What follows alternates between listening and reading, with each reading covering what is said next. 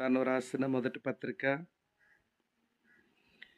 మొదటి అధ్యాయం 13 నుంచి 16 వచనాలు ఇలా ఉన్నాయి. కాబట్టి మీ మనస్సు అను నడుము కట్టుకొని నిబ్బరమైన బుద్ధి గలవారై యేసు క్రీస్తు ప్రత్యక్షమైనప్పుడు మీకు తేబడు కృప విషయమై సంపూర్ణ నిరీక్షణ కలిగి ఉండుడి. నేను పరిశుద్ధుడనై ఉన్నాను గనుక మీరును పరిశుద్ధులై ఉండుడని వ్రాయబడి ఉన్నది. కాగా మీరు విధేయులగు పిల్లలై మీ పూర్వపు అజ్ఞాన దశలో మీకుండిన ఆశలను అనుసరించి ప్రవర్తింపక మిమ్మను పిలిచినవాడు పరిశుద్ధుడై ఉన్న ప్రకారం మీరును సమస్త ప్రవర్తన యందు పరిశుద్ధులై ఉండుడి. మిమ్మను పిలిచినవాడు పరిశుద్ధుడై ఉన్న ప్రకారము మీరును సమస్త ప్రవర్తన యందు పరిశుద్ధులై ఉండుడి. ప్రార్థన చేసుకుందాం. మరోమారు దయాళుడైన తండ్రి, మీకు స్తోత్రాలు చెల్లిస్తూ ఉన్నాం. మీరు మమ్మలను ప్రేమించి మా ఆత్మల క్షేమం కొరకు అనుగ్రహించిన ఈ ఒక్క దినపు కూడికై మీకు స్తోత్రాలు చెల్లిస్తూ, ఈ దినం కూడికలో 2వ సమావేశం నీ పాదాల దగ్గర కూర్చున్నాం. బాలుడైన సమూయేలు అడిగినట్టుగా మేము కూడా అడుగుతున్నాము. ప్రభువా, నీ దాసుడు ఆలకించును సెలవిమ్మని కోరి నీ వైపు మేము చూస్తున్నాము. కనికరించి మాతో మాట్లాడము. ఉదయకాలం మీ సన్నిధి మాకు ఇచ్చారు, మాతో మాట్లాడుతూ వచ్చారు. మేము చాలా విషయాలలో ఒప్పించబడుతూ ఉన్నాము, మేము సవాలు చేయబడుతూ ఉన్నాము. మీకు స్తోత్రాలు. ఈ పూట కూడా మీ సన్నిధి మాకు సమృద్ధిగా ఇచ్చి మాతో మాట్లాడమని యేసుక్రీస్తు వారి యొక్క ఉన్నత నామంలోనే స్తుతులు చెల్లించి ఆరాధించి ప్రార్థిస్తున్నాము తండ్రి. Amen, amen. ఓకే, మధ్యాహ్నం భోజనమైన పిమ్మట కూడా మీరంతా ఈ స్థలంలో నిలిచి ఉండడం అది అభినందనీయం. ప్రభు నామంలో మిమ్మలను మనసారా అభినందిస్తూ ఉన్నాను. ప్రియులారా, ఈ ఒక్క దినప కూడెక్కు దేవుడు తన దాసునికి ఇచ్చిన మూలవచనం, మిమ్మల్ని పిలిచిన వాడు పరిశుద్ధుడై ఉన్న ప్రకారము మీరును పరిశుద్ధులై ఉండండి, సమస్త ప్రవర్తన యందు పరిశుద్ధులై ఉండుడి. ఈ వచనాన్ని ఆధారంగా చేసుకుని మనము నమ్మిన దేవుడు పరిశుద్ధుడు. పరిశుద్ధుడైన ఆ ప్రభు మనం పరిశుద్ధులుగా ఉండాలని మనల్ని కోరుతా ఉన్నాడు. సరే, ఈ రోజుల్లో మనందరి ఆధ్యాత్మిక జీవితంలో వ్యక్తిగతంగా పరిశుద్ధత లోపించడానికి 5 కారణాలు మీతో పంచుకుంటూ వచ్చాను. ఈ పూట మన వ్యక్తిగతంగా పరిశుద్ధంగా ఉండడానికి ఆయన ఇచ్చినటువంటి సాధనమును ఉపయోగించుకుని వ్యక్తిగత పరిశుద్ధతలో మనం పెంపారినట్లు దేవుని వాక్యం నుంచి కొన్ని తలంపులు మనం ఈ సాయంత్రం నేర్చుకుంటాం. నేను ఈరోజు ఉదయం దేవుని వాక్యం చెప్పినప్పుడు కూడా ఆరంభంలో ఒక ప్రశ్న మిమ్మల్ని అడిగాను. దేవుని కృపకు వ్యతిరేకంగా నిలబడేదేంటి అని అంటే అది ధర్మశాస్త్రమే. ధర్మశాస్త్రం క్రిందున్న బ్రతుకు ఒకటి, కృపా సత్యాల కింద ఉన్న జీవితం మరొకటి. ధర్మశాస్త్రం కింద ఉన్న జీవితానికి, కృప కింద ఉన్న జీవితానికి బోల్డంత వ్యత్యాసం ఉంది. నేను లేఖనాలు చదువుతా ఉన్నప్పుడు నాకు అర్థమైన విషయం మీతో చెప్తాను, వినండి. దేవుడు ఐగుప్తు దేశంలో ఇశ్రాయేలు ప్రజలను ఉంచినప్పుడు ఐగుప్తు దేశంలో కార్యనియామకులు వారి మీద కొన్ని పనులు పెట్టారు. వారు చేయవలసిన పనులేమిటి అంటే మట్టి తొక్కాలి, ఇటుకలు చెయ్యాలి, గోడ కట్టాలి. కానీ దానికి కావలసినటువంటి ముడిసరుకులు మాత్రం ఇవ్వరు. గడ్డి ఇవ్వరు, కొయ్యకాలు ఇవ్వరు.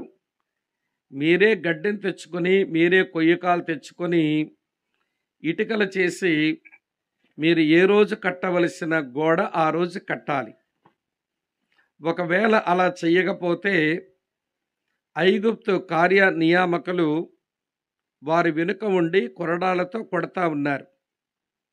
ఇది ఐగుప్తు దేశంలో ఇశ్రాయేలీలు జీవించిన జీవితం. అయితే దేవుడు వారిని విమోచించి బయటకు తెచ్చిన తర్వాత దేవుడేమీ పనివ్వకుండా ఉండలేదు.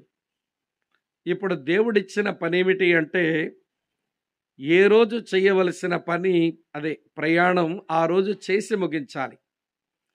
ఏ రోజు చేయవలసినటువంటి వారి యాత్ర వారు చేసి ముగించాలి. అయితే ఈరోజు మీరు యాత్ర చేయడానికి ఆయన ముందుండి నడుస్తున్నాడు. పగటిపూట మేఘస్తంభాన్ని, రాత్రిపూట అగ్నిస్తంభాన్ని ఇచ్చి నడిపిస్తూ ఉన్నాడు. ఐగుప్తులో ఉన్నప్పుడు వాళ్ళ జీవితం, ఐగుప్తు నుండి విమోచించబడిన జీవితం ఎంత వ్యత్యాసం ఉందో చూడండి.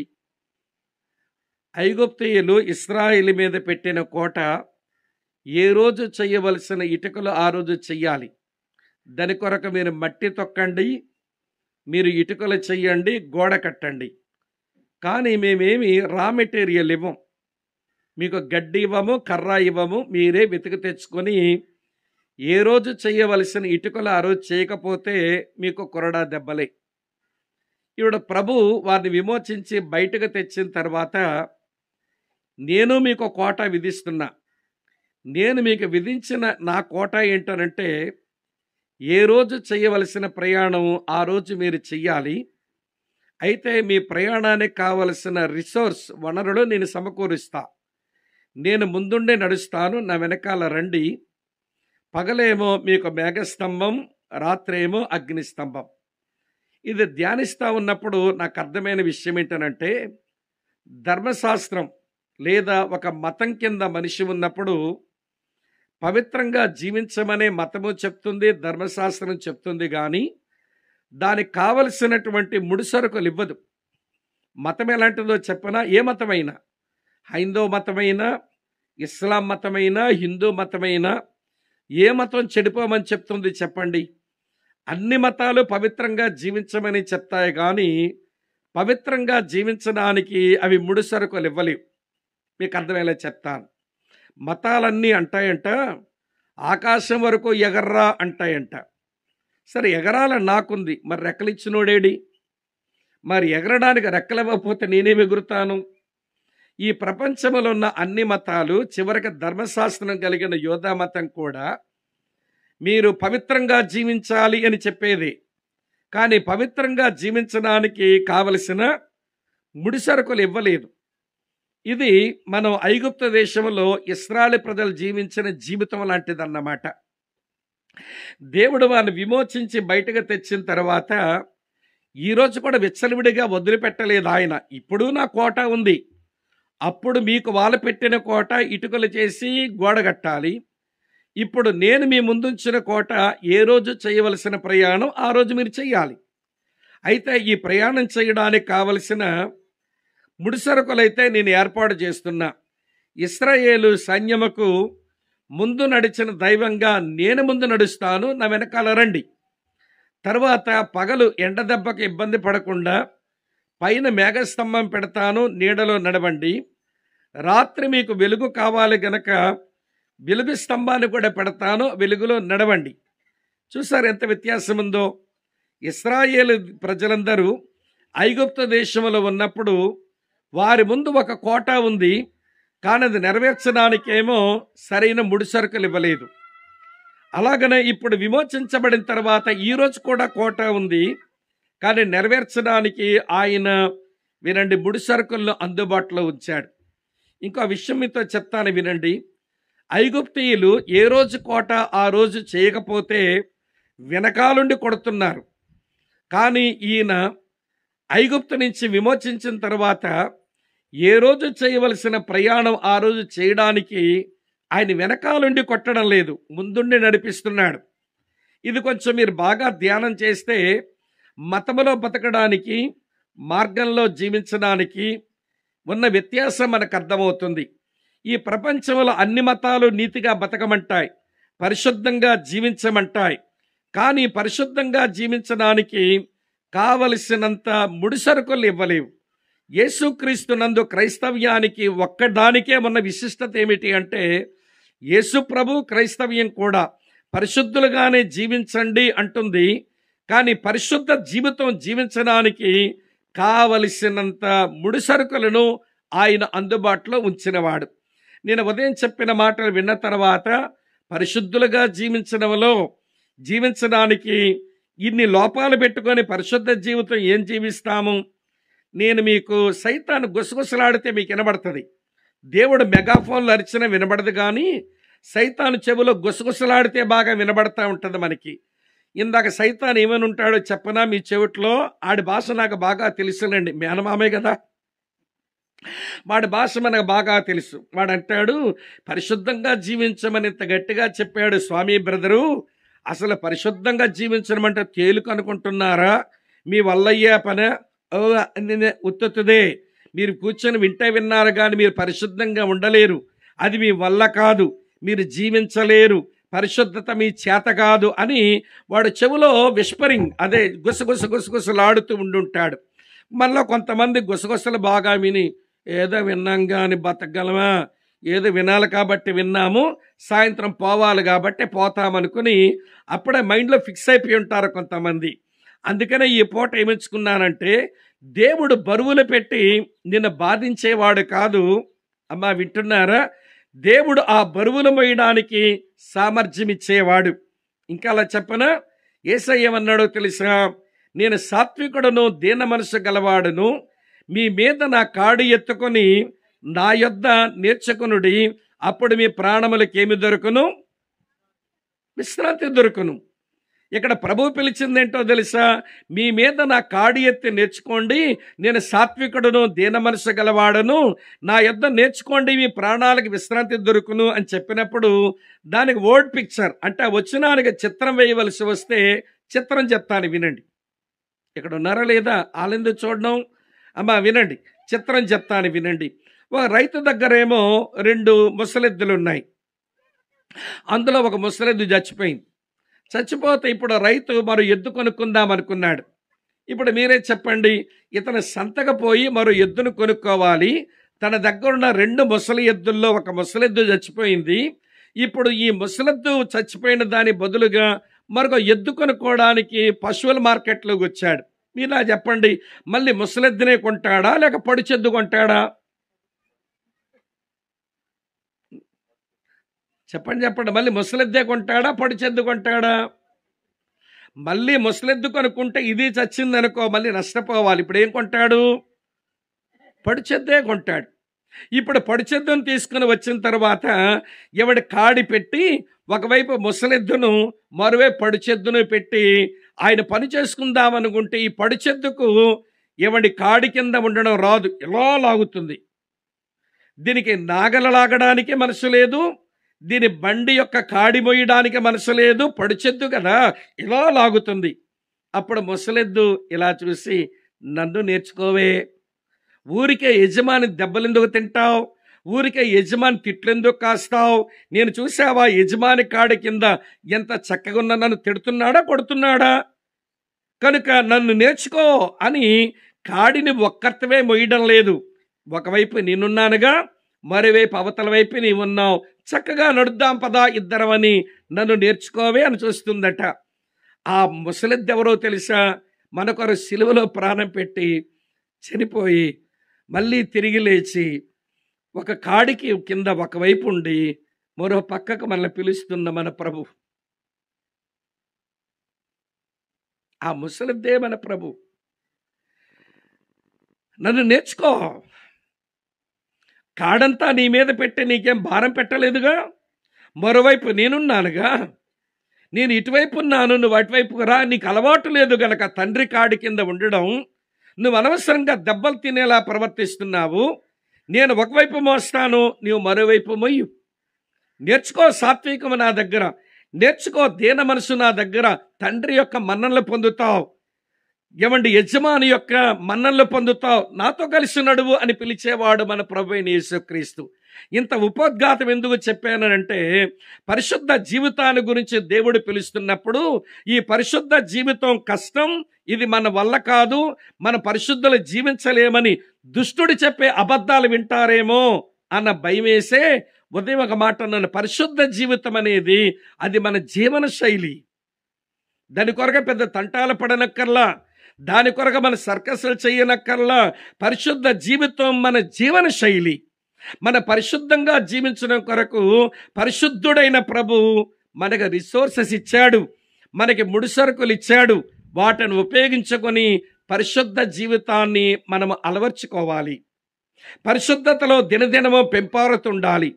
నువ్వు పరిశుద్ధంగా జీవించగలుగుతుంటే ఆత్మలో ఆనందించి దేవుణ్ణి ఆరాధించడంతో పాటు ఈ పరిశుద్ధ దేవుణ్ణి 10 మందికి అందించేలాగా నీవు చురుకుతనంతో భక్తి చేసే ఆ స్థాయికి చేరుకోవాలి అని నేను మీకు మనవి చేస్తున్నాను. అమ్మ, అర్థమవుతుందా? మనం నడిపించేవాడు ముందున్నాడా వెనకాలన్నాడా? చెప్పరేమమ్మా. వెనకాలుండి కొట్టేవాడు ఐగుప్తు కార్య నియామకుడు, ముందుండి నడిపించేవాడు ఇశ్రాయేలు నడిపించు దైవం. వెనకాలుండి బాధించేది మతం, ముందుండి నడిపించేది మార్గం. కోటాలు ఇద్దరు ఇస్తారు, కానీ ఒకరు కోటా ఇస్తారు కానీ చెయ్యమని దాన్ని నెరవేర్చడానికి సామర్థ్యం ఇవ్వరు. కానీ దేవుని కృప యేసుక్రీస్తునందు కోటా మాత్రమే కాదు కానీ దానికి కావలసినంత సామర్థ్యం ఇస్తాడు. ఈరోజు విశ్వాసుల పరిశుద్ధ జీవితానికి దేవుడిచ్చిన రిసోర్సెస్లో ఒక 3 రిసోర్సెస్ చూపిస్తాను. ఒకటే వివరించగలను, 3 వివరించలేను. ప్రాముఖ్యమైనది వివరిస్తాను, అయితే వినండి సావధానంగా. మొదటి రిసోర్సెస్, మొదటి సాధనం పవిత్రమైన పరిశుద్ధమైన జీవితానికి మొదటి సాధనం ఏంటనంటే హెబ్రీ పత్రిక 9వ అధ్యాయం 14వ వచనం. హెబ్రీలకు రాసిన పత్రిక 9వ అధ్యాయం 14వ వచనం. నిత్యుడగు ఆత్మ ద్వారా తన్ను తాను దేవునికి నిర్దోషునిగా అర్పించుకొనిన క్రీస్తు యొక్క రక్తం నిర్జీవ క్రియలను విడిచి జీవము గల దేవుని సేవించుటకు మీ మనస్సాక్షిని ఎంతో ఎక్కువగా శుద్ధి చెయ్యను. మనల్ని పిలిచిన దేవుడు పరిశుద్ధుడు, మనల్ని పరిశుద్ధులుగా ఉండమని పిలుపునిచ్చాడు. అయితే మన వ్యక్తిగత పరిశుద్ధత కొరకు ఆయన ఇచ్చిన ఒక సాధనం ఏంటనంటే ఆయన అమూల్యమైన పవిత్రమైన రక్తం. ఆయన రక్తమే మనల్ని పరిశుద్ధపరచగలదు. 2000 సంవత్సరాల క్రిందట ఆ కల్వరి కొండ మీద ఆ శిలువలో నుంచి వేలాడిన మన ప్రభు యొక్క రక్తధారలు అవి ఎండిపోలేదు. ఇంకా 2000 సంవత్సరాల క్రిందట శిలువలో కార్చిన ఆ రక్తధారలు, అమ్మా వినండి, అవి ఆగిపోలేదు. ఎక్కడ 2000 సంవత్సరాల క్రిందట కల్వరి శిలువలో ప్రభుని యేసు కార్చిన రక్తమునకు శక్తి ఏమీ తగ్గిపోలేదు. ఇంకా నువ్వు ఆ రక్తము కిందకు వచ్చి ఆ రక్తపు శక్తిని అనుభవించగలిగితే అనుదినము మన పవిత్రీకరించబడవచ్చు. అందుకే తన రక్తాన్ని ఇచ్చాడట ఆయన. ఆ రక్తము నేను ఎంతో ఎక్కువగా శుద్ధి చేయగలదు అని రాశాడు భక్తుడు. ఈ మాట ఇంతకంటే ఎక్కువ చెప్పలేను. రక్తాన్ని గురించి నేనే వివరించను, అది మీరు ధ్యానం చేసుకోండి. రెండో సంగతి చెప్తాను, రండి ప్రియులారా.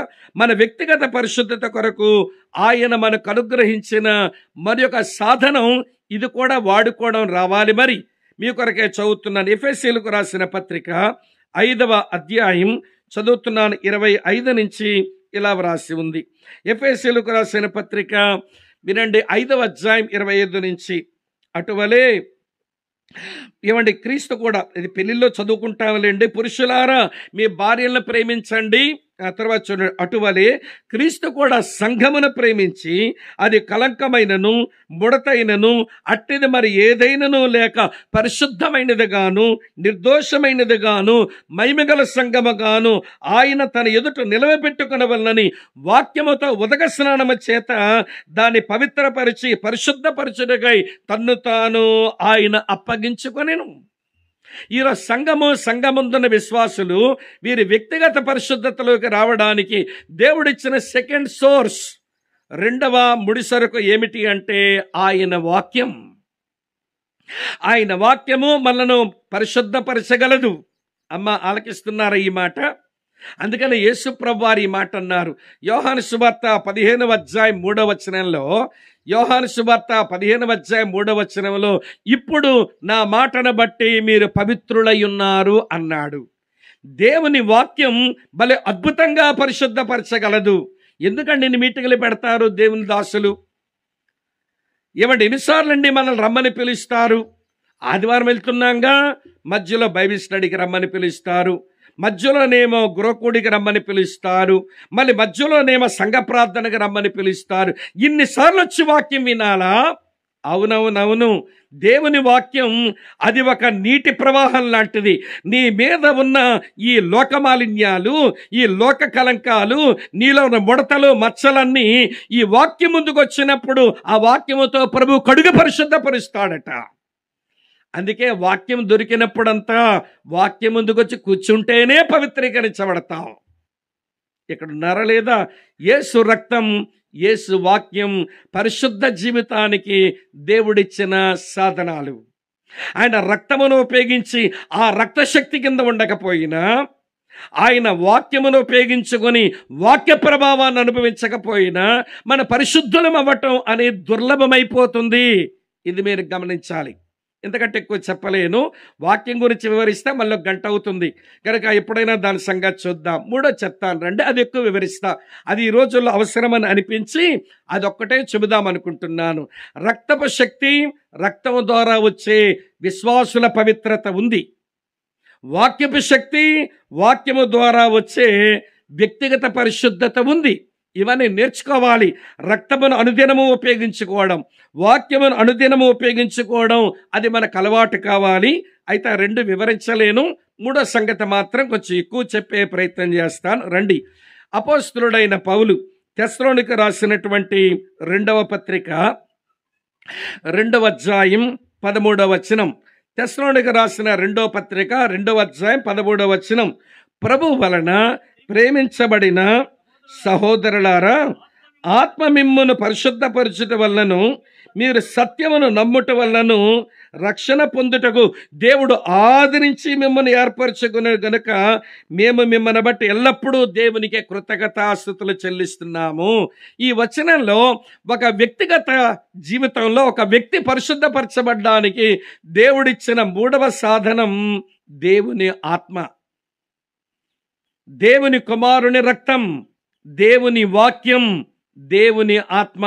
ఈ 3 ఈనాటి దేవుని పిల్లలు వ్యక్తిగతంగా పరిశుద్ధపరచబడేందుకు ప్రభు అనుగ్రహించిన అద్భుతమైన సాధనాలు. ఈ 3 వాడుకోవడం రావాలి. ఇలా మీతో చెప్పనివ్వండి ప్రియులారా, జాగ్రత్తగా వినండి. నేను ఈ హ్యాండ్ కర్చీఫ్ వాడుకున్నా, ఇది మరోసారి వాడుకోవాలి అని అంటే దీన్ని 3 శుద్ధీకరణ దీన్ని చేయాల్సిందే. 3 శుద్ధీకరణ అంటే వినండి, కొంచెం తడిపెట్టి దాని మీద సోప్ పెడితే దాని మీద ఉన్నటువంటి మురికంతా పోతుంది. అప్పుడు నీళ్ళలో పెట్టి జాడించాలి, తర్వాత ఎండలో పెట్టి ఆరేయాలి, అంతే. అర్థమవుతుందా? 3 kinds ఆఫ్ క్లెన్సింగ్ ప్రాసెస్ అంటారు. శుద్ధి చేయబడ్డానికి 3 విధానం. సబ్బు పెట్టాలి, నీళ్ళలో జాడించాలి, ఎండలో ఎండబెట్టాలి. అలాగనే మీ ఇంటికి వచ్చాము, ఒక ప్లేట్లో మాకు భోజనం పెట్టారు. ఆ ప్లేట్లో ఇంతకుముందు ఎవరో తిన్నారు. ఎవరో తిని ఎంగిలి ప్లేట్లో మళ్ళీ మా భోజనం పెడతారా? పెట్టరు కదా. మీరు చేసే పని ఏంటి? ఆ ప్లేట్లో ఏవండి మురికంతా పోవడానికి, ఎంగిలంతా పోవడానికి సబ్బు పెట్టారో ఏదో పెట్టారో ఏవండి తుడిచారు, తర్వాత నీళ్ళు వేశారు, నీళ్ళతో కడిగేశారు, తర్వాత పొడిగుడ్డతో పెట్టే చక్కగా తుడిచి తర్వాత ప్లేట్లో మా భోజనం పెట్టారు. 3 శుద్ధీకరణ. బట్టకైనా పాత్రకైనా మూడంతల శుద్ధీకరణ ఎలా అవసరమో ఒక క్రైస్తవ విశ్వాసి, ఒక సంఘములోని దేవుని బిడ్డ తన వ్యక్తిగతంగా పరిశుద్ధంగా జీవిస్తూ బ్రతకాలి అని అంటే, అమ్మ వింటున్నారా, స్థానములో పరిశుద్ధత వచ్చింది, సంతోషమే. కానీ స్థితి అందల పరిశుద్ధత మనం కోరుకోవాలి. స్థితి అందల పరిశుద్ధులే సంపూర్ణ పరిశుద్ధతకు వెళ్ళిపోతారు ఒక రోజున. కాబట్టి స్థితి అందల పరిశుద్ధ జీవితం కొరకు యేసు రక్తం ఒక సబ్బు లాంటిది, యేసు వాక్యం ఒక నీళ్ళ లాంటిది, యేసు ఆత్మ వేడినిచ్చేటువంటి ఒక సాధనం అన్నమాట. అమ్మ అర్థమవుతుందా, వ్యర్థమవుతుందా? ఒక గుడ్డ శుద్ధి చేయబడాలంటే సబ్బు, నీళ్లు, ఎండ ఎలా అవసరమో, ఒక ప్లేట్ శుద్ధీకరించబడాలంటే సబ్బు, నీళ్లు, ఎండ లేకపోతే పొడిగుడ్డ ఎట్లా అవసరమో, మూడంతల శుద్ధీకరణ అలా జరుగుతూనే ఉండాలి. ఆ బట్టకైనా లేకపోతే వినండి ఆ పాత్రకైనా. అలాగే క్రైస్తవ విశ్వాసి రక్షించబడిన నాటి నుంచి మళ్ళీ ప్రభు యొద్దకు చేరుకునే వరకు యేసు రక్తము చేత, యేసు వాక్యము చేత, యేసు ఆత్మ చేత అనుదినము శుద్ధీకరించబడుతూ పవిత్రమైన జీవితం జీవించడానికే మనం పిలువబడ్డాం. నువ్వు అపవిత్రంగా జీవించడానికి అపవిత్రుడైన దేవుని చేత పిలువబడలేదు. ఆయన మహాపరిశుద్ధుడు. ఎర్రసముద్రం దాటగానే పాడారు ఈ పాట. ఏమన్నారు తెలుసా? వేల్పులలో నీకు సముడెవడు, పరిశుద్ధతను బట్టి చూడగా నువ్వు ఎవడవు దేవా, మహనీయుడవు. హబక్కూకు మాట అంటాడు. హబక్కూకు గ్రంథం 1వ అధ్యాయం 12-13 వచనాలు అంటాడు. ఏమంటాడో తెలుసా అంటే, దేవుని గురించి పాపమును చూడలేని నిష్కలంకమైన నేత్రాలు కలిగిన వాడవు కదా. ఈ బైబిలు దేవుడు పాపముతో జోలి కలిగి ఉండలేడు. ఈ బైబిలు దేవుడు, మన నమ్మిన దేవుడు, మన ప్రభు పాపముతో సంబంధం కలిగి ఉండలేడు. మహాపరిశుద్ధుడు ఆయన. అటువంటి మహాపరిశుద్ధుడు శరీరముతో యేసుక్రీస్తుకు వచ్చినప్పుడు, అమ్మ వింటున్నారా, అదే పరిశుద్ధత ఉంది. ఆయన పరిశుద్ధత ఏమి డోకా కలగల. జ్ఞాపకం చేయమంటారా? 3.5 సంవత్సరాలు ఆ యేసుతోనే తిరిగినటువంటి పేతురు అంటాడు, 1 పేతురు పత్రిక 2వ అధ్యాయం 22వ వచనంలో, ఆయన పాపము చెయ్యలేదు, ఆయన నోటను ఏ కపటమును లేదు అని. ఈ డిడ్ నో సిన్, పాపమే చెయ్యనివాడు. ఆయన వెనకాల మరో 3.5 సంవత్సరాలు ఉండి అతని జీవితాన్ని దగ్గరగా గమనించిన అపోస్తలుడైన యోహాను అనే భక్తుడు ఆయన ఏమన్నాడో తెలుసా?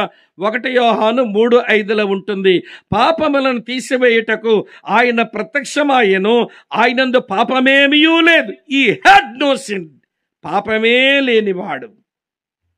పేతురు అన్నాడు పాపమే చెయ్యనివాడు, యోహాను అన్నాడు పాపమే లేనివాడు. మరొక ఆయన తరువాత రోజుల్లో అపోస్తలుడై ఆయన ఒక మాట రాశాడు. 2 కొరింథీ పత్రిక 5:21 అంటాడు, పాపము ఎరుగని ఆయన మన కోసం పాపముగా చేయబడను. పాపిగా కాదు, పాపిగా చేయబడలేదు. యేసు ఎప్పుడు పాపి కాడు, పాపముగా చేయబడ్డాడు. మనుషులందరి పాపం తన మీద మోపబడగా ఆయన పాపముగా చేయబడిన వాడు. అందుకనే పౌలు ఏమి రాశాడో తెలుసా? ఆయన పాపమే ఎరగనివాడు. ఈ న్యూ నో సిన్, పాపమే ఎరగనివాడు. పాపము చెయ్యలేదు, వింటున్నారా లేదా? ఎవడి పాపమే లేదు, పాపమే ఎరగనివాడు. మొత్తానికి ఎందుకన్నట్టుగా హెబ్రీ పత్రిక 7వ అధ్యాయం 25వ వచనంలో ఆయన పవిత్ర జీవితం అంతా ఒక నట్షల్, ఒక చిన్న గుంపుగా రాసేశాడు భక్తుడు. ఒక మాట హెబ్రీ పత్రిక 7:25లో ఉంటుంది. ఏమని రాస్తుంటుందో తెలుసా ప్రియులారా? పవిత్రుడను, నిర్దోషియు, నిష్కల్మషుడును, పాపులలో చేరక ప్రత్యేకించబడిన వాడైన ఇట్టి ప్రధాన యాజకుడు మనకు సరిపోయిన వాడు. అమ్మ అర్థమవుతున్నదా? అపిత్రంగా ఉండడానికి నేను పిలవలా. ఎందుకు ఆయన అపిత్రుడు కాదు, ఆయన పరిశుద్ధ దేవుడు. ఆయన పరిశుద్ధంగా ఉండడానికే పిలిచాడు. పిలిచిన దేవుడు పరిశుద్ధ జీవితం భారమన్నట్టుగా నీ మీద బరువులు పెట్టలేదు. ఆయన నువ్వు పరిశుద్ధంగా జీవించడానికి తన రక్తం ఇచ్చాడు, నువ్వు పరిశుద్ధంగా జీవించడానికి తన వాక్యం ఇచ్చాడు, నువ్వు పరిశుద్ధంగా జీవించడానికి తన ఆత్మనిచ్చాడు. బరువులు పెట్టి నిన్ను కృంగదీసే దేవుడు కాదు. పరిశుద్ధ జీవితం ఈ మూడింటిని ఉపయోగించుకొని అనుదినము పరిశుద్ధంగా బ్రతకమని పిలుస్తుండగా ఆయన రక్తం, ఆయన వాక్యం మీరు ధ్యానం చేసుకోండి. నేను మాత్రం ఆత్మను గురించి చెప్పి ముగిస్తా. ఎందుకంటే ఆత్మను గురించే కదా ఈ క్రైస్తవ్యంలో గందరగోళాలు ఎక్కువైపోయినాయి. పరిశుద్ధాత్మ దేవుని గురించి అర్థం చేసుకోక గందరగోళములు ఉన్నారు మన వాళ్ళు. కనుక ఆత్మ ద్వారా, పరిశుద్ధాత్మ ద్వారా పరిశుద్ధ జీవితం ఎలాగా క్రైస్తవుల సంప్రాప్తం అవుతుందో, పరిశుద్ధాత్మ దేవుడు మన జీవితాలు పరిశుద్ధపరచడానికి అతను చేసే పనులు ఎలాగుంటాయో బైబిల్లో ఒక అధ్యాయములు చెప్తాను. ఇక వేరొక అధ్యాయం మీరు చూడనక్కర్లేదు, అంటే క్రాస్ రెఫరెన్స్ చూడండి, కానీ అధ్యాయంలోంచే కొన్ని ఆలోచనలు చెప్తాను. రోమీలకు రాసిన పత్రిక 8వ అధ్యాయం. ప్రియులారా, ఒక మంచి మాట మీతో చెప్పన, పరిశుద్ధాత్మ దేవుని గురించి వ్రాయబడినటువంటి బైబిల్లో ఏకైక గొప్ప అధ్యాయం రోమాపత్రిక 8వ అధ్యాయమే. అందుకనే రోమాపత్రిక 8వ అధ్యాయానికి ఏమంటారంటే పౌలు యొక్క పరిశుద్ధాత్మ శాస్త్రం అన్నారు. రోమన్స్ 8 ఈజ్ పాల్స్ న్యూమటాలజీ అంటారు. పౌలు భక్తుని యొక్క పరిశుద్ధాత్మ శాస్త్రం అంతా రోమాపత్రిక 8వ అధ్యాయములు ఉందట. పరిశుద్ధాత్మ దేవుని గురించి వింటున్నారా లేదా? 18 ప్రస్తావనలు చదువుతాం. ఈ సాయంత్రం 18 చెప్పాను అనుకోండి, రాత్రి మీరు ఇంటి కూడా పోలేరిక. కాబట్టి 18 ఎందుకులేండి, మళ్ళీ మీరు గుర్తుపెట్టుకోలేకపోయినా నేను చెప్పడం కూడా అనవసరమేగా. కనుక మీరు గుర్తుపెట్టుకోగలిగిన పరిశుద్ధ జీవితానికి సహాయపడి పరిశుద్ధాత్మ దేవుని పరిచర్య అంతా మీకు విపులంగా చెప్పే ప్రయత్నం చేస్తాను. రోమాపత్రిక 8వ అధ్యాయం అట్లా తెరిచిపెట్టుకోండి. ఈ రోమాపత్రిక 8వ అధ్యాయంలో అపోస్తలుడైన పౌలు పరిశుద్ధాత్మ దేవునికి కొన్ని పేర్లు ఇచ్చాడు. ఆ పేర్లతోనే ఆయన చేసే పని చెప్పాడు. ఆ పని మనల్ని పరిశుద్ధపరిచే పని. అది మీకు వివరించేలాగా ప్రయత్నం చేస్తాను. నెంబర్ 1, రోమాపత్రిక 8వ అధ్యాయం 2వ వచనం చూడండి. రోమాపత్రిక 8వ అధ్యాయం 2వ వచనం, క్రీస్తు యేసునందు జీవమునిచ్చు ఆత్మ యొక్క నియమము పాప మరణముల నియమము నుంచి నన్ను విడిపించెను. ఈ వచనంలో అపోస్తలుడైన పౌలు పరిశుద్ధాత్మ దేవునికి ఇచ్చిన పేరేంటో తెలుసా? జీవము నిచ్చు ఆత్మ, స్పిరిట్ ఆఫ్ లైఫ్ అన్నాడు. జీవమునిచ్చు ఆత్మ. పరిశుద్ధాత్మ దేవునికి ఒక పేరు జీవమునిచ్చు ఆత్మ. ఇదేంటో మనకు అర్థం కావాలంటే మళ్ళీ ఏదేం తోటలోంచే మనం ప్రయాణం మొదలు పెట్టాలి. నాతో వినండి ప్రియులారా. ఆదికాండం 2వ అధ్యాయం 17వ వచనంలో దేవుడు అన్నాడు, మీరు మంచి చెడ్డల తెలివినిచ్చు వృక్ష ఫలము తిను దినమున మీరు నిశ్చయముగా చచ్చెదరు అన్నాడు. మరి ఆదామవ్వలిద్దరూ ఆ ఫలము తిన్నారు. చచ్చారా మరి వీళ్ళిద్దరూ? ఇంతకు మీరు ఎక్కడ ఉన్నారా? డోకిపర్లోనున్నారా తల్లి? చెప్పండి, ఏమన్నాడు ప్రభు? ఆదికాండం 2వ అధ్యాయం 17వ వచనంలో మంచి చెడ్డల తెలివినిచ్చు వృక్ష ఫలము తినుదినమన మీరు నిశ్చయముగా చచ్చెదరన్నాడు. ఇద్దరు తిన్నారు. చచ్చారా వీళ్ళిద్దరూ? ఏమిటి మీ మౌనానికి అర్థం? మీ మౌనానికి అర్థం ఏంటో? చచ్చారా లేదంటే మీరు మాట్లాడలేండి, నేను మాట్లాడతా. మైక్ నాకు ఇచ్చారుగా. ఎవడు చచ్చారా లేదంటే ముమ్మాటికి చచ్చారు.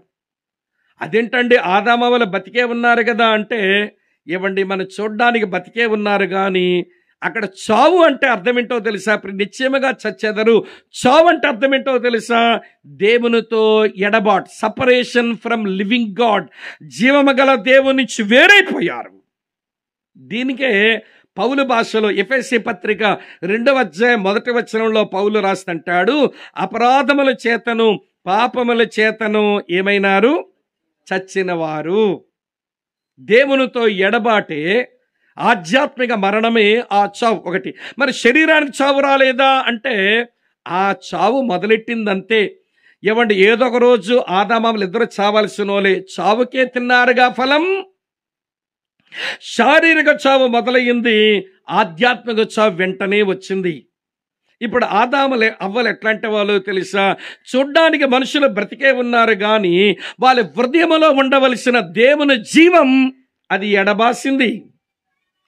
వాళ్ళు జీవవృక్ష ఫలమే తినుంటే జీవముతో నింపబడి ఉండే వాళ్ళు మంచి చెడ్ల తెలివినిచ్చే వృక్ష ఫలము తిని దేవునితో ఎడబాటులోనికి వచ్చి లోపల ఉన్న జీవం మిస్ అయిపోయింది. ఎప్పుడైతే లోపల ఉన్న జీవం ఎగిరిపోయిందో ఇప్పుడు వీళ్ళు ఏమైపోయారో తెలుసా? పాప మరణముల నియమం కిందకి పోయారు. బాగా అర్థం చేసుకోవడానికి ప్రయత్నం చేయండి. పాప మరణముల నియమం కిందకు పోయారు. పాప మరణముల నియమం అంటే ఏంటో చెప్పనా మీకు? అమ్మా వినండి. పాప మరణముల నియమం ఏంటంటో చెప్పనా? చెయ్యగోరు మేలు చెయ్యలేకుండా ఉండడం, చెయ్యకూడని పాడు పనే పదే పదే చేయటం, అదే పాప మరణముల నియమం. అమ్మా వింటున్నారా? అమ్మా అక్క తాగేసి పక్కన పెట్టండి, నీళ్ళు పంచుకోకండి. నీళ్ళు తాగే హక్కు ఎవరికైనా ఉంటే నాకే ఉంటుంది. అరుస్తున్నా. నేను నీళ్ళు తాగను, తాగిన వాళ్ళు తాగనివ్వను. అక్క తెచ్చేసింది కాబట్టి వదిలేశాను మిమ్మల్ని. మీ ముందు పెట్టుకోండి. దెయ్యం ఏం చేస్తాడంటే డిస్ట్రాక్ట్ చేస్తాడు. ఈవిడ పెడతో పట్టిస్తాడు, వాక్య తలంపుల నుంచి మన పక్కతో పట్టించేస్తాడు వాడు. ఇలాంటివన్నీ చేస్తుంటే అర్థమవుతుందని నేను చెప్పే విషయం. సరే వినండి. ఇప్పుడు ఆదామవ్వలు ఏమైనారు అంటే, దేవుని జీవం ఎడబాసి ఉండగా ఆదాము దగ్గర నుంచి నీ వరకు, ఆదాము దగ్గర నుంచి నా వరకు మనుషులుగా పుట్టిన ప్రతి వాడు చెయ్యగోరు మేలు చెయ్యలేక చెయ్యకూడని కీడు చేసే మనుషులుగా మారిపోయాం. మళ్ళీ ఇప్పుడు మనం చెయ్యాలనుకున్న మేలు చేయగలగాలంటే, చెయ్యకూడదనుకున్న కీడు చేయకుండా ఉండాలంటే మళ్ళీ జీవం రావాలి లోపలికి. జీవం రావాలి లోపలికి. ఎట్లా వస్తుంది? అమ్మా వింటున్నారా ఈ మాట? ఎట్లా వస్తుంది? ప్రభు అయిన యేసుక్రీస్తు శిలువలో మరణించి ఆయన మృత్యుంజయుడిగా మళ్ళీ తిరిగి లేచి ఆయన వెళ్ళిపోయిన తరువాత నమ్మిన వాళ్ళలోనిగా జీవం ఇస్తున్నాడు. నమ్మిన వాళ్ళలోనికి తన జీవాత్మను పెడుతున్నాడు. 1 యోహాను పత్రిక 5:12 చూడండి. 1 యోహాను పత్రిక 5:12లో రాసి ఉంటుంది. 1 యోహాను పత్రిక 5:12, దేవుని కుమారుని అంగీకరించువాడు, చెప్పండి ఏమి గలవాడు? జీవము గలవాడు. దేవుని కుమారుని అంగీకరించిన వాడు ఏమి లేనివాడు? జీవము లేనివాడు. ఎవరైతే యేసుక్రీస్తుని నమ్మారో, ఆయన నామాన్ని అంగీకరించారో వారు జీవము గలవారు. ప్రియులారా వినండి. జీవము గలవారు ఎట్లయినామనంటే, జీవాత్మ లోపలికి వచ్చేశాడు. మన లోపలికి పరిశుద్ధాత్ముడు వచ్చాడు. పాపమును గూర్చి, నీతిని గూర్చి, తీర్పును గూర్చి ఒప్పించి ఆయన మన లోపలికి వచ్చాడు. ఇప్పుడు లోపలికి వచ్చిన జీవాత్మ ద్వారా చెయ్యాలనుకున్న మేలు చేయగలిగేవాడే నిజ క్రైస్తవుడు. చేయకూడదనే పాడు పని చేయకుండా ఉండగలిగేవాడే నిజ క్రైస్తవుడు. కనుక జీవమునిచ్చాత్మ లోపలికి వచ్చి పాప మరణముల నియమము నుంచి విడిపిస్తాడట. ఇంకా మీకు బాగా అర్థమయ్యేలా చెప్తా. వింటున్నారా లేదా మీరు? అమ్మ సెల్ భాషలో చెప్తే బాగా అర్థమవుతుందిగా, ఎందుకంటే సెల్ ప్రపంచంలో బతుకుతున్నాం కాబట్టి. వింటున్నారా లేదా? ఇది యాపిల్ ఫోన్ అనుకోండి, కొంతసేపు దీన్ని శాంసంగో లేకపోతే వేరే కంపెనీ అనుకుందాంలేండి. అమ్మ వింటున్నారా మీరంతా? ఇది సెల్ ఫోన్. దీని బయట కనబడిందంతా మంచి బాడీ ఉందా? దీనికి బాడీ ఉంది. తర్వాత దీనికి మంచి హార్ట్ ఉంది. అదే ఛార్జింగ్ లోపల పెట్టుకుంటుంది, బ్యాటరీ, మంచి హార్ట్ ఉంది. దీనికి నేను చిన్న సిమ్ కార్డు పెట్టాను, మైండ్ పెట్టా. తెగ పని చేసేస్తుంది. సిమ్ కార్డ్ పర్ఫెక్ట్దే, ఎయిర్టెల్ పెట్టా. బ్యాటరీ పర్ఫెక్టే, శాంసంగ్ దిది. బాడీ పర్ఫెక్టే, శాంసంగ్ బాడీ. నొక్కుతుంటే ఫోన్ ఎలగదే, దీంట్లో ఫోన్లు రావే, దీంట్లో ఫోన్లు పోవేమి అంటే ఛార్జింగ్ లేదు లోపల. నొక్కితే ఏమి వెలుగుద్ది? ఫోన్లు ఏమొస్తాయి, ఫోన్లు ఏం పోతాయి. ఏంట్రా సమస్య అంటే ఛార్జింగ్ మిస్ అయిపోయిందండి. మరి నా డెడ్ సెల్ ఫోన్ అయిపోయిందండి. ఇది బాడీ పర్ఫెక్టే, సిమ్ కార్డ్ పర్ఫెక్టే, బ్యాటరీ పర్ఫెక్టే, ఏం తక్కువ లేదండి. అన్నీ బాగా పనిచేసేవేనండి. బాడీ మంచిదే పైన, లోపల బ్యాటరీ మంచిదే పైన, లోపల నేను పెట్టే సిమ్ కార్డు మంచిదే, కానీ ఎలగదే, ఫోన్లు రావే, ఫోన్లు పోవే అంటే బ్యాటరీలో ఛార్జింగ్ మిస్ అయిపోయింది. అప్పుడు ఏం చేయాలి? ఇప్పుడు చెప్పరే, ఏం తెలియనట్టున్నారు నంగనాచుల్లాగా. బాగా తెలిసిన విషయమే కదండి. ఏం పెట్టాను ఇప్పుడు నేను? ఛార్జింగ్ పెట్టాను. ఇప్పుడు సాకెట్లో ప్లగ్ పెట్టి దీని లోపల ఛార్జింగ్ ఎక్కిస్తే నొక్కితే వెలిగింది, ఫోన్లు వచ్చేస్తున్నాయి, ఫోన్లు పోతున్నాయి. ఇప్పుడు నా సెల్ ఫోన్ ఏం ఫోన్ అయిందంటే లివింగ్ సెల్ ఫోన్ అయ్యింది. ఇంతకుముందు డెడ్ సెల్ ఫోన్. ఆదాము అవ్వల దగ్గర నుంచి మనమంతా డెడ్ సెల్ ఫోన్ లాంటి వాళ్ళమే. బాడీ పర్ఫెక్ట్ కాదా? కోసేసి వండితే 70 మంది తినొచ్చు. కోసేసి వండిస్తే 70 మంది తినొచ్చు మనల్ని. Body perfect body. SIM card perfect కాదా? సిమ్ కార్డు కూడా పెర్ఫెక్టే, బ్యాటరీ పెర్ఫెక్ట్ కాదా? బ్యాటరీ పెర్ఫెక్టే. సమస్య ఏంట్రా? చెయ్యాలనుకున్న మంచి ఎందుకు చేయలేకపోతున్నా? చేయకూడదనుకున్న పాడు పనులు ఎందుకు చేస్తున్నా? ఇక్కడ ఉండవలసిన దేవుని జీవాత్మ, దేవుని జీవం పాపమని బట్టి వెళ్ళిపోయింది. ఇప్పుడు నేను యేసుని నమ్మాను, దేవుడు జీవాత్మను లోపలికి ఇవ్వగా ఇప్పుడు చెయ్యాలనుకున్న మంచి చేయగలను, చేయకూడదనుకున్న కీడు చేయకుండా ఉండగలను. అలాగ నాకు పరిశుద్ధ జీవితాన్ని లోపలికి వచ్చిన జీవాత్మ అనుగ్రహిస్తున్నాడు. సెల్ భాషలో చెప్పిన అర్థం అవ్వలేదా? అర్థమైందమ్మా? ఈ భాషలో చెప్పిన అర్థం కాకపోతే ఇక నేనేం చేయలేను. ఇక ఆమె అర్థమవుతా. పౌలు భక్తుని అంటాడు, ఒరే బా, పరిశుద్ధ జీవితం జీవించమని ఆయన పిలిచినందుకు మీరు బెంబేలు ఎత్తిపోకండి.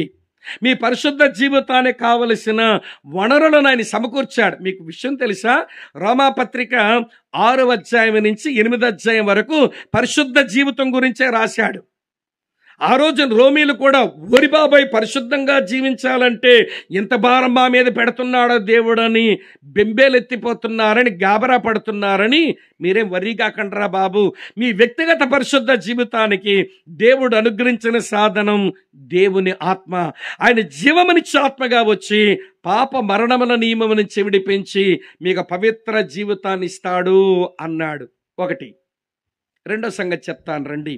దేవుని ఆత్మను కూర్చొని రెండవ మాట, రోమీలకు రాసిన పత్రిక 8వ అధ్యాయం చదువుతున్నాను చూడండి, 9వ వచనం.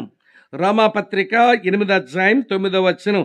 దేవుని ఆత్మ మీలో నివసించుచున్న ఎడల మీరు ఆత్మ స్వభావం గలవారే గాని శరీర స్వభావం గలవారు కారు అన్నాడు. దేవుని ఆత్మకు ఆయన ఇచ్చిన రెండో పేరేంటో తెలుసా? అమ్మా, పరిశుద్ధాత్మగా ఆయన ఇచ్చిన రెండో పేరేంటో తెలుసా? స్పిరిట్ ఆఫ్ గాడ్, దేవుని ఆత్మ అన్నాడు. స్పిరిట్ ఆఫ్ లైఫ్, జీవమునిచ్చు ఆత్మ. స్పిరిట్ ఆఫ్ గాడ్, దేవుని ఆత్మ.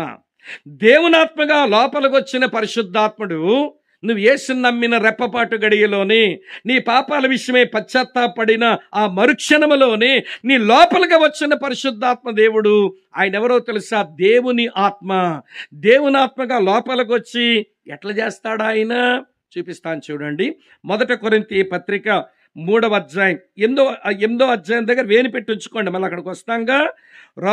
మొదటి పత్రిక కొరింథీ పత్రిక 3వ అధ్యాయం, మళ్ళీ రోమ 8కి వస్తాం, అది కలిపేయకండి. 1 కొరింథీ పత్రిక 3వ అధ్యాయం 16వ వచనం చూడండి. మీరు దేవుని ఆలయమై ఉన్నారనియు దేవుని ఆత్మ మీలో నివసించుచున్నాడనియు మీరు ఎరగరా? ఎవడైనను దేవుని ఆలయాన్ని పాడు చేస్తే దేవుడు వానిని పాడు చెయ్యను. దేవుని ఆలయం ఎట్లై ఉందట? పరిశుద్ధమై ఉన్నది, మీరు ఆ ఆలయమై ఉన్నారు. ఇప్పుడు పరిశుద్ధాత్ముడు దేవుని ఆలయముగా లోపలికి వచ్చి, అమ్మ, అక్క, చెల్లి వింటున్నారు, మనల్ని ఎట్లా తయారు చేశాడో తెలుసా? దేవాలయాలుగా చేసేశాడు. మనమంతా ఎవరమో చెప్పమంటారా?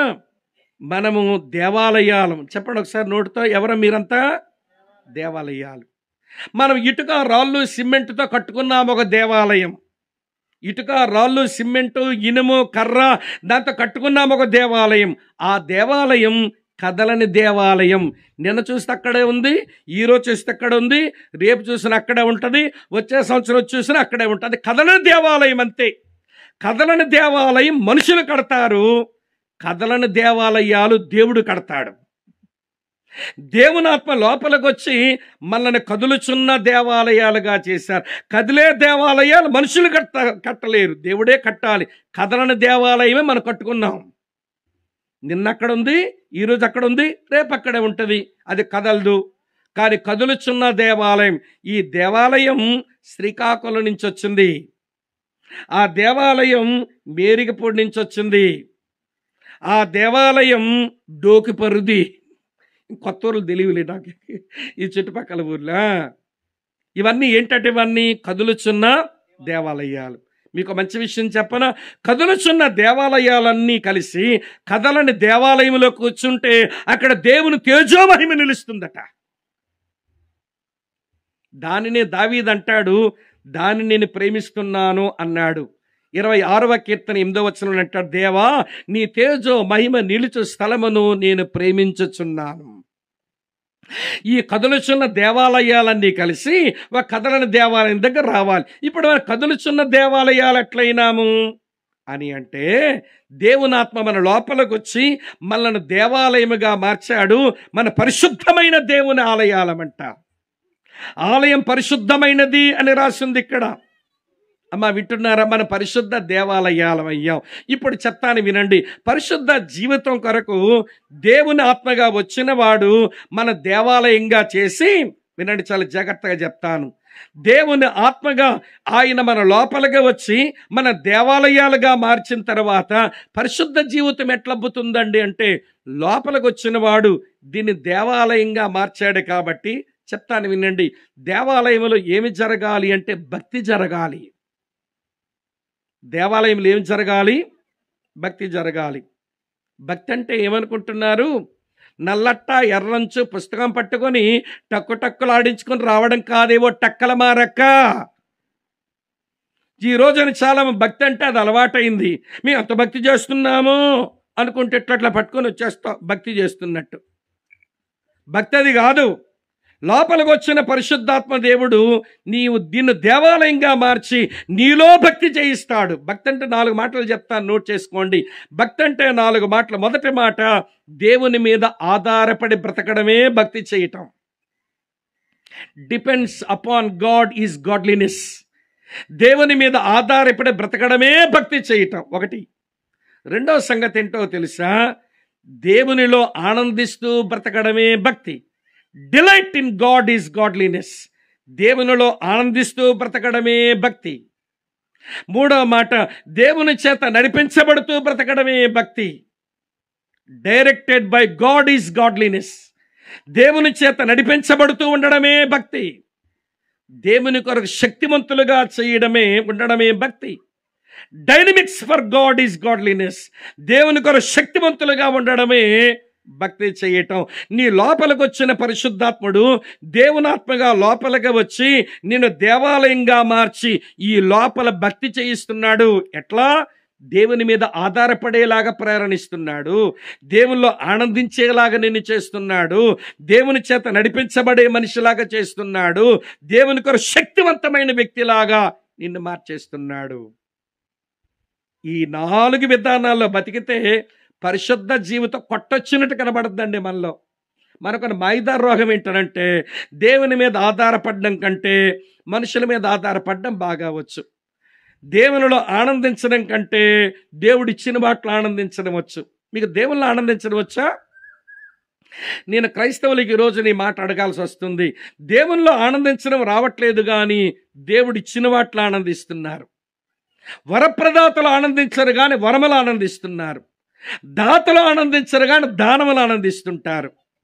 మీకు అర్థమయ్యేలా చెప్పనా? ఇదేంటో, మా దగ్గరే ఓ సిస్టర్ గారికి పెళ్ళై 6 సంవత్సరాలు అయితే పిల్లల బుట్టల. మరి ప్రార్థన చేయమని అడుగుతారు కదండి సంఘానికి, సేవకులకి. అడిగారు, చాలామంది ప్రార్థన కూడా చేశారు. మొత్తానికి మంచి పిల్లగాడు పుట్టాడు. పుట్టినప్పుడు హాస్పిటల్ తీసుకెళ్లారు డెలివరీకి. నేను ఇప్పుడు వచ్చినట్టే ఎక్కడో మినిస్ట్రీకి వెళ్ళిపోయాను. నేను పరిచయం చేసి వచ్చాక ఆ హాస్పిటల్ నుంచి ఇంటికి కూడా వెళ్ళిపోయిందంట. నేను ఇంటికి వెళ్ళగానే, ఏమండి నా భార్య అంది, ఏమండి ఆ సిస్టర్ గారు ఇంటికి వచ్చేసిన, పదండి విజిటింగ్కి వెళ్దామంది. అలసిపోయాను అమ్మాయి, వెళ్దాంలే 1-2 రోజులు పోయాకన్నాను. అమ్మో ఆవిడ అసలు మంచిది కాదండి, వెళ్ళి చూసి వచ్చేద్దాం పదంటుంది ఈవిడ. ఎందుకనంటే మీరు మామూలు కాదు కదా, మేము హాస్పిటల్కి వెళ్ళి వచ్చినా కానీ పలకరింపుకే రాలేదండి దేవుని సేవకులు ఇల్లు అని మీరు మమ్మల్ని ఏపుకొని తింటారుగా. అసలు మిమ్మల్ని విజిట్ చేయకపోతే మమ్మల్ని ఊరుకుంటారా మీరు? అందులో హాస్పిటల్కి వెళ్ళి మళ్ళీ వచ్చాక పలకరింపు రాపోతూ ఊరుకుంటారా? మా మీద ఎంత బురద చల్లాలో అంత బురద చల్లుతారు, మా నెత్తి మీద మా మొక్క మీద పేడ కొడతారు. మీకు దండం. ఓరి బాబోయ్, విశ్వాసులండి, ఇలాంటి ముదరష్టి విశ్వాసులు ఉంటారుగా సంఘాల్లో. కొంపదీసి ఇక్కడ అలాంటి వాళ్ళు లేరు అనుకుంటున్నాను. ఉంటే మారండి కొంచెం. సేవకుడు మనిషే, వాడికి కష్టాలు ఉంటాయి, కొంచెం అర్థం చేసుకోండి తల్లి మమ్మల్ని. ఈవిడంది, అమ్మో వెళ్దాం పదండి తీరా పోయామండి. ఇక ఈవిడ నసపట్టలేక, ఏమండి వాళ్ళ ఇంటికి వెళ్తే ఉయ్యాల్లో పండబెట్టింది బిడ్డను. అన్న వచ్చారన్నా, రెండన్నా చూడండి అన్నా అంటే ఉయ్యాల దగ్గరికి నిలబడ్డాం. అన్నయ్య చూశారన్నయ్య, ఈడు జుత్తు ఉంగరాల జుత్తు వచ్చిందన్నయ్య, మా అమ్మ పోలిక అంది. మంచిదమ్మా. చూశారన్నయ్య, వీడి యొక్క బొగ్గలు సొట్ట బొగ్గలు వచ్చాయి అన్న, మా తమ్ముడికి ఇలాగే ఉంటాయి అంది. మంచిదమ్మా. ముక్కు చూశారన్నా, సూది ముక్కు వచ్చింది, నా ముఖ్యం వచ్చింది. మంచిదమ్మా. ఆడి కాలు చేతులు గోర్లు చూశారన్నా మా డాడీ ఇలాగే ఉంటాయి అంది. మంచిదమ్మ అన్నాను కానీ మనసులో ప్రశ్న వచ్చింది. 2 ప్రశ్నలు వచ్చాయి. ఒక ప్రశ్న ఏంటనంటే, ఈ పుట్టిన పిల్లగాడికేమో జుత్తేమో ఈవిడి గారి అమ్మ పోలిక, బొగ్గలేమో వీళ్ళ తమ్ముడు గారి పోలిక, ముక్కేమో ఈవిడి గారి పోలిక, గోర్లేమో వీళ్ళ నాన్న పోలిక. భర్త తరపులు ఒక పోలిక రాలేదేం పిల్లగాడికి? భర్త తరపులు ఒకటి రాలేదంట పిల్లాడికి. రెండో ప్రశ్న ఏమొచ్చిందనంటే, దేవుడిచ్చిన బిడ్డలు ఆనందిస్తుందా లేక బిడ్డనిచ్చిన దేవుళ్ళు ఆనందిస్తుందా? దేవుడిచ్చిన బిడ్డలు ఆనందిస్తుంది కాబట్టి బిడ్డను వర్ణించింది.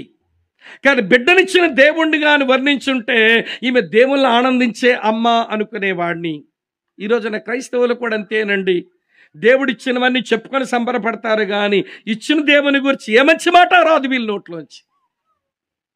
అక్క, చెల్లి, తమ్ముడన్న వినండి. దేవుని ఆత్మగా లోపలికి వచ్చిన పరిశుద్ధాత్ముడు మన దేవాలయముగా చేసి లోపల భక్తి నేర్పిస్తున్నాడు. దేవుని మీద ఆధారపడేలాగా, దేవునిలో ఆనందించేలాగా, దేవుని చేత నడిపించబడేలాగా, చివరికి దేవుని కొరకు శక్తివంతంగా ఉండేలాగా లోపలికి వచ్చి పనిచేస్తున్నాడు. ఈ 4 పనులు చేయడం చేతనైతే పరిశుద్ధ జీవితానికి ఇక డోకాయే లేదు. ఈరోజు ఎందుకు పరిశుద్ధ జీవితం మన దగ్గర లోపించింది అంటే, దేవుని ఆత్మగా లోపలికి వచ్చిన పరిశుద్ధాత్ముడిని అనుభవించలేక, లోపలికి వచ్చిన పరిశుద్ధాత్ముడిని దేవుని ఆత్మగా ఆయన దేవాలయంగా మారిస్తే అనుభవించలేక ఆయన్ని. ఇంకో మాట మీతో చెప్తాను. దేవాలయం దగ్గర వింటున్నారా లేదా, చావులు కనబడితేనే మందిరం అండి. దేవాలయం అంటే మరణాలు కనబడితే మందిరం. మరణము లేని దగ్గర అది మందిరం ఎట్లవుతుంది? గుర్రన్నా చావాలా? చెప్పరేమండి. మేకన్నా చావాలా? కోడి దూడైనా చావాలి. ఏదైనా మరణిస్తేనే కదా బలిపీఠం దగ్గర అక్కడ ఆరాధికుడు వెళ్ళి ఆరాధించుకోవడానికి. ఇప్పుడు దేవుడు దీన్ని దేవాలయంగా మార్చాడనంటే ఇక్కడ మరణం కనబడాలి. ఎలా మరణం కనబడాలనంటే, ఈ సహోదరి కోపం ఎక్కువ, ఆ సహోదరి వ్యసనాలు ఎక్కువ. కానీ ప్రభు ఆత్మ లోపలికి వచ్చాక ఆ పాడు మాటలు మానేశారు, వ్యసనాలు మానేశారు, పవిత్రంగా జీవిస్తున్నారు, ఆ పాపానికి చచ్చిపోయారు అని సాక్ష్యం రావాలి. వింటున్నారా లేదమ్మా? ఈరోజు చావులు కనబడ్డంలా. క్రైస్తవుడు అంటే ఒకరోజు చచ్చినోడు కాదండి. దేవుని మందిరముగా తన జీవితంలో మరణాలు చూసే ప్రతిరోజు వచ్చేవాడే. పౌలు అందుకే మాట అన్నాడు. చదువుతాను చూడండి. కొరింథీయులకు రాసిన మొదటి పత్రిక 15వ అధ్యాయంలో చదువుతున్నాను చూడండి. 31వ వచనం. సహోదరులారా, మన ప్రభువైన క్రీస్తు యేసునందు మిమ్మల్ని గూర్చి నా కలిగున్న అతిశయముతోడు నేను దినదినము చనిపోవచ్చున్నాను. మిమ్మల్ని ఒక మాట అడిగినా, నేను చచ్చారా? మీరు చావలేదా? పోనీ మొన్న చచ్చారా? అప్పుడు చావలేదా? ఈరోజు వాక్యం వినడానికి వచ్చా, ఈరోజైనా చచ్చారా? ఈరోజు చావలేదా? మరి మీరు దేవాలయం ఎట్లయ్యారు? దేవునాత్మ మీలో నివసిస్తున్నట్టు ఎట్లా చెప్పుకోము? దినదినము చావాలి. దేవునికి నచ్చని అపిత్రమైనది ఏదైనా ఉంటే దాని విషయమై దినదినము చచ్చినోడే దేవాలయం, కదులుచున్న దేవాలయం. మీకు అర్థమయ్యేలా చెప్తాను వినండి. ఇక్కడే వనస్థలిపురంలో ఒక ఆయన ఇల్లు కట్టుకుంటున్నాడు. ఇదివరకు ఆయన ఆదిలాబాద్ జిల్లాలో నక్సలైట్ల మధ్య ఉండేవాడు. ప్రభు నమ్మాడు. నక్సలైట్లో పోలీసుల మధ్య ఇబ్బందులు వస్తున్నాయని, ఇక లాభం లేదని జనజీవన స్రవంతిలో కలిసిపోదామని పోలీసులు లొంగిపోయి వచ్చేసాడు. యేసు ప్రభు నమ్మాడు. ఏదో సేవ చేసుకుని బతుకుదామంటే వాక్యం చెప్పేది రాదు, ఎవరు అతను అంగీకరించడం లేదు. కనుక వచ్చిందంత ఏంటనంటే కంజర వాయించుకోవడం వచ్చు, కొన్ని పాటలు రాయడం వచ్చు, కొన్ని పాటలు పాడడం వచ్చు. అందులో తెలంగాణ జానపద గీతాలు బాగా రాసుకుంటాడు, పాడుకుంటాడు. ఇక పాటలు పాడుకుంటే సేవలో బతుకుతున్నాడు. ఈ వనస్థలపురం వచ్చి ఇల్లు కట్టుకుంటున్నట్ట. ఇల్లు కట్టుకుంటే మనం ఇల్లు కట్టినప్పుడు ఇటుక, రాళ్ళు, సిమెంట్, ఇనప చువ్వలు ఎరిగింటోళ్ళకి పొరిగింటోళ్ళు ఇబ్బంది కలిగిస్తాయిగా. వీళ్ళు కట్టుకుంటున్న ఇంటి ముందు ఒక ఆవిడ ఉందంట. ఆవిడ గంపలో రక్క. ఆవిడేమో ఈ ఇసుకటేసేసారు, ధూళి వచ్చేస్తుంది. ఏమమ్మా, నువ్వు ఇల్లు కట్టినప్పుడు ఇలాంటి ఇబ్బందులు ఇంకోలా కలగలేదా? కొద్ది రోజులు భరించలేవంటే భరించుది ఇవిడంతే. తిడుతుందంట, ఊరికే ఆడిపోసుకుంటుందట. ఒకరోజు ఈయన ఇంట్లోనే ఉన్నాడు. ఇంట్లో ఉంటే ఎదురింటి గంపనో రావిడ ఊరికే తిడతా ఉందంట. అప్పుడు భార్య దేవండి, ఈరోజు మీరు ఇంట్లో ఉన్నారు కానీ ఆవిడ ప్రతిరోజు తిడతా ఉంటుందండి, మీరే సేవ అనుకుని పోతారు కానీ తిట్లు భరించలేకపోతున్నానండి, మీరోజు ఇంట్లో ఉన్నారు కనుక లేవండి, వెళ్ళండి, అడగండి, దాని సంగతి తేల్చండి అంటుంది. ఆడవాళ్ళు ఎట్లా ఉంటాలే కదండి, వీళ్ళు అడగరు కానీ ఇంట్లో ఉన్న మగాళ్ళు గిలుతారు, గిలుడు రాణీలు. వీళ్ళు మాత్రమేమి అడగరు కానీ మగాళ్ళు బాగా గిలుతుంటారుగా, మీరు గిలుడు రాణీలు. ఈవిడ భలే గిలుతుందంట భర్తని, వెళ్ళండి, అడగండి, దాని సంగతి చూడండి అంటే ఇక ఈవిడ బాధపడలేక లేచాడంట. మా ఆయన వెళ్తున్నాడు, ఈవేళ అడుగుతాడు, దాని సంగతి తేలుస్తాడు, పగల కొడతాడు అనుకుంటుంది పాప ఈ మహాతల్లి ఇంటి ఆవిడ. ఈయన లేచాడంట, లేచి ఇంట్లో బయటకు వచ్చి ఇటాటు చూసి తిన్నగా వెళ్ళిపోతున్నాడంట. ఈడికేం వచ్చిందిరా మైదార్ రోగం, దాన్ని అడుగుతాడంటే వెళ్ళిపోతున్నాడు ఏంటో అనుకుందంట ఈవిడ. తిన్నగా వెళ్ళిపోయి ఆ వీధి చివర ఉన్న ఫ్యాన్సీ దుకాణానికి వెళ్ళి 2 లీటర్ల థమ్సప్ బాటిల్ కొనుక్కొని వస్తున్నాడు అటు నుంచి. ఇప్పుడు థమ్సప్ బాటిల్ అడగరా బాబు అని పంపిస్తే థమ్సప్ బాటిల్ కొనుక్కోడానికి పోయాడేంటి అనుకుందంట భార్య. చూస్తా ఉంది, తిన్నగా వచ్చి ఇంట్లోకి రావట్లా. తిట్టిన ఆవిడ ఇంటి ముందు నిలబడి అక్కా అన్నాడంట. ఆవిడ బయటకు వచ్చింది, ఏ అంటే దెబ్బలాటకు వచ్చాడు అనుకుంటుంది. ఏ అందట. 2 గంటలు అరిసావక్క, నీకు దాహం అయి ఉంటుంది, థమ్సప్ బాటిల్ కొని తెచ్చాను, ఒక తాగక్క అన్నాడట. ఆవిడకి అది అర్థం కావట్లే. ఏమయ్యా నిన్నే కదయ్యా తిట్టాను, నీ భార్యను తిట్టాను, నేను అలసిపోయాను, థమ్సప్ బాటిల్ తాగమన్నా నీ కోపం రాలేదా, నేను తిట్టిన తిట్లకి నీ కోపం రాలేదంటే నువ్వెక్కడ తిట్టావక్క నన్ను అన్నాడంట. నిన్నే కదయ్యా తిట్టానంటే నేనెక్కడున్నానక్క, ఏసయ్యలో చచ్చిపోయాను కోపానికి నిన్నే అన్నాడట. కోపానికి నేను చచ్చిపోయానక్క, కోపం రావట్లే నీ మీద. తర్వాత నాకు తెలిసిన సమాచారం ప్రకారం ఆ చిన్న అనుభవం ఎవడి దేవుని సేవకునింట్లో పని మనిషిలాగా మార్చేసింది ఆవిడ్ని. మారిపోయింది ఆమె, తిట్లు మానుకుంది.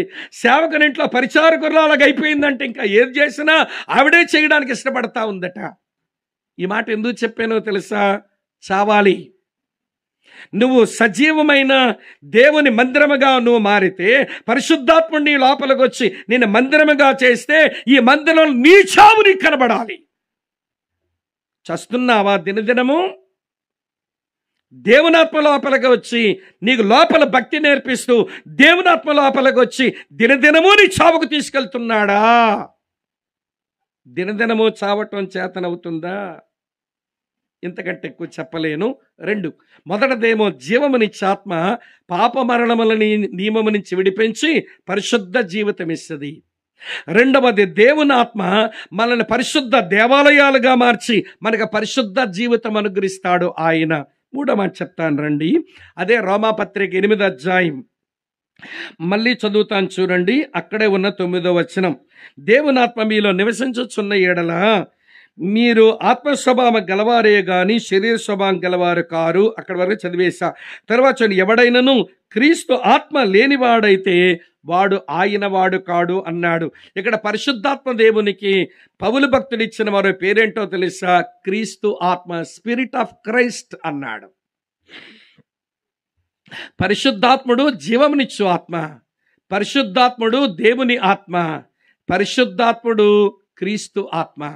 వినండి ప్రియమైన స్నేహితులారా, క్రీస్తు ఆత్మగా లోపలికి వచ్చి ఏం చేస్తాడు? ఈయన మనల్ని క్రీస్తుకు చెందిన వారుగా చేస్తాడు. చెప్పడం ఎట్లా చేస్తాడు? ఇవ్వండి, నిన్ను నీతో పాటు మనందరినీ వీఆర్ బిలాంగ్స్ టు క్రైస్ట్ అన్నట్టుగా, మన క్రీస్తుకే చెందిన వారం అన్నట్టుగా చేస్తాడు.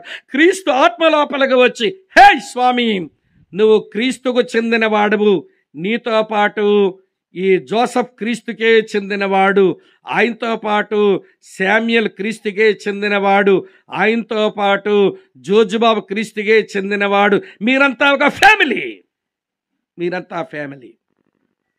కనుక క్రీస్తాత్మ లోపలికి వచ్చి మనందరినీ క్రీస్తుకే చెందిన వారుగా మార్చగా, ఇప్పుడు ప్రియులారా, నేను జోసఫ్ అన్నకి ఎందుకు కీడు చేస్తా? ఆయన క్రీస్తుకు చెందినోడు.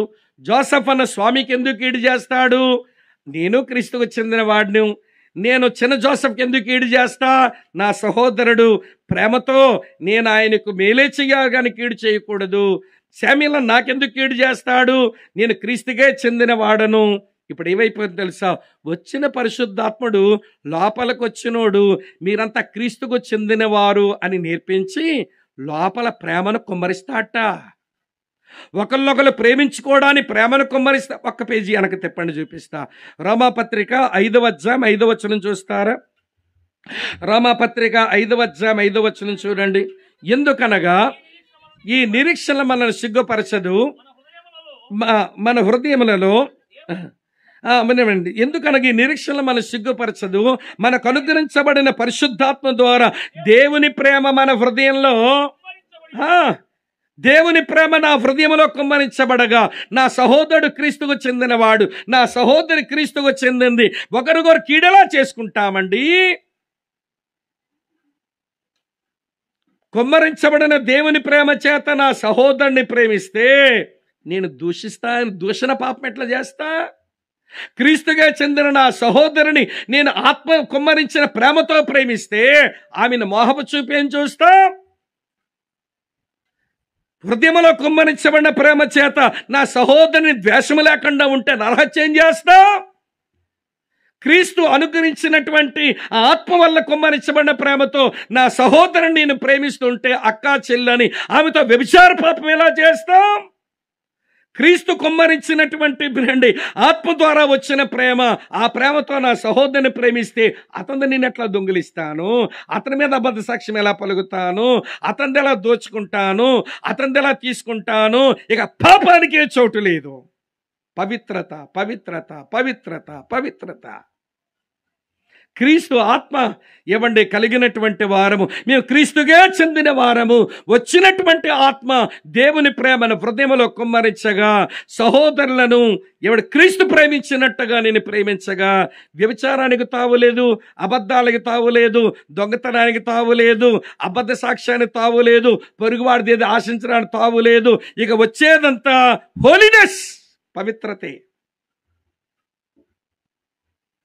పవిత్రంగా జీవించడం కొరకు ఆయన అనుగ్రహించినటువంటి పరిశుద్ధాత్ముడు క్రీస్తాత్మగా లోపలికి వచ్చి పరిశుద్ధతను ఉత్పన్నం చేస్తుంటే ఆయన ఎంత సహాయం చేస్తుంటే పరిశుద్ధ జీవితం మనకెందుకు చేత కాదు? సైతాను మాట విని నేను ఉండలేను. మరి ఎలా ఉంటావు చెప్పు? నువ్వు బొగ్గలు తిప్పుతుంది, బొగ్గల బలు ఉండలేదట. అరే, నువ్వు పరిశుద్ధంగా జీవించడం కొరకు ఆయన ఇవ్వవలసిన రిసోర్స్ అంతా తెచ్చి నీ లోపల పెంచి కూర్చోబెట్టాడు. నీ లోపల తెచ్చి సింహాసనం వేసి కూర్చోబెట్టాడు. జీవమునిచ్చే ఆత్మగా వచ్చి పాపమరుల నియమం నుంచి విడిపించగా దేవుని ఆత్మగా లోపలికి వచ్చి మన పరిశుద్ధ దేవాలయాలుగా మార్చగా క్రీస్తు ఆత్మగా లోపలికి వచ్చి మన క్రీస్తుకే చెందిన వారంగా చెయ్యగా 4వ విషయం చెప్తాను, వినండి. అర్థమవుతుందా? వ్యర్థమవుతుందా? అర్థమవుతుందా? సరే రండి. 8వ అధ్యాయం చదువుతున్నాను చూడండి. 11వ వచనం. 8వ అధ్యాయం 11వ వచనం చూడండి. మృతులలో నుండి యేసును లేపిన వాని ఆత్మ మీలో నివసించి ఎడల మృతుల్లో నుంచి క్రీస్తు యేసును లేపిన వాడు చావునకు లోనైన మీ శరీరములను కూడా మీలో నివసించిన తన ఆత్మ ద్వారా జీవింపచేయను. ఈ వచనంలో పరిశుద్ధాత్మ దేవునికి ఆయన ఇచ్చిన పేరేంటో తెలుసా? శక్తిగల ఆత్మ, స్పిరిట్ ఆఫ్ పవర్. మీ లోపలికి వచ్చిన పరిశుద్ధాత్మను శక్తిగల ఆత్మ చావునకు లోనైన మీ శరీరాన్ని ఆయన లేపగలడు. పాపానికి లాగేస్తున్న మీ శరీరాన్ని లేపగలడు. లోకము, సాతానుడు, మీ ప్రాచీన స్వభావం, మీ శరీరం పాపానికి లాగుతుంటే మీ లోపలికి వచ్చిన శక్తిగల ఆత్మ చావునకు లోని నీ శరీరానికి శక్తినిచ్చి పాపం చేయించకుండా ఉండగలడు. పవిత్ర జీవితం సాధ్యం. ఎట్లనో చెప్తాను, వినండి. వింటున్నారా లేదా? ఈయన పేరు అగస్టిన్. అగస్టిన్ అనుకోకండి, సెయింట్ అగస్టిన్, పరిశుద్ధుడైన అగస్టిన్ అతని పేరు. నిజానికి అమ్మ వింటున్నారా? యేసుని ఎరగక మునుపు అతని జీవితం చూస్తే అతని ముఖమే థు అని ఉమ్మేయాల అనిపిస్తుంది. అలాంటి పాడు జీవితం అతనిది. అతను వ్యభిచారిగాడు. వ్యభిచారైతే ఒక ఆడదంతా వ్యభిచారం చేస్తాడు. కానీ అగస్టిన్ ఎవరో తెలుసా? వమనైజర్, స్త్రీలోలుడు. కనబడుతున్న ప్రతి ఆడది కావాలి ఇతగాడికి. వయసుతో నిమిత్తం లేదు, వరసతో నిమిత్తం లేదు, అందచందాలతో పని లేదు. వాడు శరీరంలో ఉన్న కోరికను తీర్చుకోవడానికి ఏ ఆడదాంతో అయినా పాడు పనులు చేస్తాడు. అందుకే అతను అడల్ట్రెస్ మ్యాన్ అనలేదు, వమనైజర్ అని అన్నారు. వాళ్ళ అమ్మ ఏడుస్తూ ఉంది, ప్రభా ఎప్పుడు మారతాడు? ఈ భర్త చూస్తే వీడి వల్ల ఇంతకాలం ఇబ్బంది పడ్డా, ఇప్పుడు కొడుకు చూస్తే ఇట్లా అయిపోయినాడని ఆమె ఎంత ఇచ్చిందో కానీ తన పెనిమిటి ఒక నెల తరువాత చనిపోకముందు మారు మనసు పొంది బాప్తీసం తీసుకున్నాడు. తర్వాత అగస్టిన్ కూడా ఇలాగే జరిగే మీటింగులు కూర్చొని దేవుని వాక్యమే తన హృదయాన్ని ప్రభుకి ఇచ్చాడు. ఇచ్చిన తర్వాత అతని మార్పు గురించి ఒక మాట రాసుకున్నాడు తన సాక్ష్యంలో. ఏమని రాశాడనంటే, మా అమ్మ చేసిన కన్నీటి ప్రార్థనా ప్రవాహంలో నేను క్రీస్తు దగ్గర కొట్టుకుని వచ్చా. మా అమ్మ చేసిన కన్నీటి ప్రార్థనా ప్రవాహంలో నేను క్రీస్తు యొద్ద కొట్టుకుని వచ్చాను నేను అని రాసుకున్నాడు. అమ్మ ప్రార్థన కన్నీరు తన రక్షణ కార్యం అతను జరగడానికి వీలు పెడితే రక్షించబడ్డాక వీధిలో పోతున్నట్ట. వీధిలో పోతుంటేను ఒక ఆమెతో చెప్పిందట, వసే అగస్టిన్ వెళ్ళిపోతున్నాడు నీ ఇంటికి రాకుండా అంటే ఈవిడ గారు బయటకు వచ్చి చూసిందంట. చూస్తే అగస్టినే పిలిచిందంట, అగస్టిన్ అంది. అనగానే ఇట్లా వెనక్కి తిరిగి చూశాడంట. ఒక చిన్న నవ్వు నవ్వి మళ్ళీ పోతున్నాడు ముందుకి. అరే నేను పిలవకుండా నా గుమ్మం ఎక్కి గంటల తరబడి నాతో ఉండి నాతో కలిసి పాడు జీవితం జీవించేవాడు పోతున్నాడేంటబ్బా అనుకుందట. మళ్ళీ పిలిచింది, ఏ అగస్టిన్ అంది. మళ్ళీ వెనక్కి తిరిగి చూశాడు, ఒక నవ్వు నవ్వాడు, మళ్ళీ ముందుకే పోతున్నట్ట. ఈవిడ అనుకుంది నాకంటే అందగత్తె దొరికిందేమో, కొంచెం డబ్బులు ఇచ్చింది ఎవరితో దొరికిందేమో, నా ఇంటికి రాకుండా ఈడు పోతున్నాడని కొంచెం కోపం ఎక్కి మళ్ళీ గట్టిగా వచ్చిందట, హే అగస్టిన్ నేనే పిలుస్తున్నాను అందట. అతను మళ్ళీ వెనక్కి తిరిగి నవ్వి ఏమన్నాడు తెలుసా? ఏమండి ఇంగ్లీష్లో ఈ పాటలు ఇలా రాశారు, oh lady you may be she but I am not he అనుకుని పోయాడంట. ఓ అమ్మా నువ్వేమో కానీ నేనైతే ఆయన కాదమ్మా నిలిపోతున్నాడంట. చావునకు లాగుతున్న శరీరాన్ని ఎట్లా జయించగలిగాడండి? పాపానికి లాగుతున్న అవకాశం వదులుకొని ఎట్లా పోతున్నాడండి? శక్తిగల ఆత్మ లోపలికి వచ్చే ఆయన ఇచ్చిన స్వరము, ఆయన ఇచ్చినటువంటి ప్రియమైన ప్రేరణకు లొంగితే పరిశుద్ధ జీవితం వస్తుంది. అందుకే లోపలికి వచ్చిన పరిశుద్ధాత్ముడు శక్తిగల ఆత్మగా లోపలికి వచ్చాడు. ఈ ప్రపంచంలో ఎవరైనా పరిశుద్ధంగా జీవించారంటే శక్తిగల ఆత్మ సహాయం లేకుండా పరిశుద్ధ జీవితాలు ఎవరికీ సాధ్యం కాదు. అలాంటి శక్తిగల ఆత్మ నీకు అనుగ్రహిస్తే మరి పవిత్ర జీవితం సాధ్యం కాదు అని సైతాను చెప్పే అబద్ధాలు ఎందుకు నమ్ముతాం? నిన్ను పిలిచిన వాడు పరిశుద్ధుడు గనక మీరు సమస్త ప్రవర్తన యందు పరిశుద్ధులై ఉండండి. 4 చెప్పా, జీవమునిచ్చు ఆత్మ, దేవుని ఆత్మ, క్రీస్తు ఆత్మ, శక్తిగల ఆత్మ. 5 చెప్తాను రండి, 5వ సంగతి చెప్తాను. ఇదే రోమాపత్రిక 8వ అధ్యాయం 2:14 వచనం చదువుతాను. 8:14 చూడండి. దేవుని ఆత్మ చేత ఎందరు నడిపించబడుదురో వారందరూ దేవుని కుమారుల యుందురు. ఈ వచనములో పౌలు భక్తుడు పరిశుద్ధాత్మ దేవునికి ఇచ్చిన 5వ పేరేంటో తెలుసా? నడిపించు ఆత్మ, స్పిరిట్ ఆఫ్ లీడింగ్ అన్నాడు. పరిశుద్ధాత్మ దేవుడు నడిపించు ఆత్మగా లోపలికి వచ్చాడు. ఆయన నడిపిస్తాడు. ఎట్లా నడిపిస్తాడు? యేసయ్య మాటల్లో చూద్దాం రండి. ఎట్లా నడిపిస్తాడట? యోహాను సువార్త 16వ అధ్యాయం 13వ వచనం చూడండి. యోహాను సువార్త 16వ అధ్యాయం 13వ వచనం ఇట్లుంది, అయితే ఆయన అనగా సత్యస్వరూపైన ఆత్మ వచ్చినప్పుడు మిమ్మను ఎక్కడికి నడిపించును? సర్వసత్యములోకి నడిపించును. సర్వసత్యములోకి నడిపించును. రిచర్డ్ బాక్స్టర్ అనే ప్రియుల ఒక ప్యూరిటన్ దేవుని సేవకుడు ఈ సర్వసత్యములోకి నడిపించబడ్డం ఏంటో రాశాడు. చాలా కాలం కింద చదివా. అమ్మ, సత్యములోకి రావటం వేరు, సర్వసత్యములోకి రావటం వేరట. ఏమండి దాన్ని విడగొట్టాడు ఆయన ఇట్లా. యోబు గ్రంథం 1వ అధ్యాయం 8వ వచనంలో యోబు గురించి మనం చదువుతాంగా.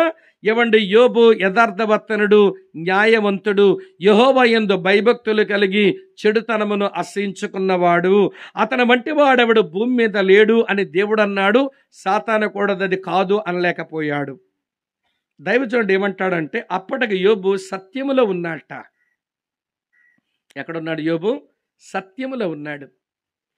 ప్రియులారా, యోబు గ్రంథం 1వ అధ్యాయం దగ్గర నుంచి 40వ అధ్యాయం వరకు ట్రావెల్ చేస్తే, ప్రయాణం చేస్తే 40వ అధ్యాయం 4వ వచనంలోకి వచ్చేసరికి యోబు సర్వసత్యములోకి వచ్చాట. 44లో ఏం రాసిందో చూడండి. ఏమంటాడు ఆయన 40:4 నేను నీచుడను. 44 కనబడిందా మీకు? నేను నీచుడను, నేను ఏమని ప్రత్యుత్తరం ఇచ్చేదను? నా నోటి మీద చేయి పెట్టుకుంటా మాట్లాడను. ఏంట్రా బాబు అంటే, యోబు గ్రంథం అక్కా చెల్లి బాగా వినండి, 38, 39 అధ్యాయాల్లో పరిశుద్ధ దేవుని ప్రత్యక్షత దొరికింది. ఎప్పుడైతే పరిశుద్ధ దేవుని ప్రత్యక్షత దొరికిపోయిందో, ఇప్పుడు దేవుని ముందంటండి నీచుడను. సర్వసత్యములోకి రావడం అంటే దేవుని నమ్ముకోవడం, సత్యములోకి రావడం, దేవుని ప్రత్యక్షతలు పొందుతూ దేవుని ముందు పగిలిపోవడం, సర్వసత్యములోనికి రావడం. కొంచెం పక్క పేజీ చూడండి. యోబు గ్రంథం 42:5-6 యోబు ఏమన్నాడో చూడండి.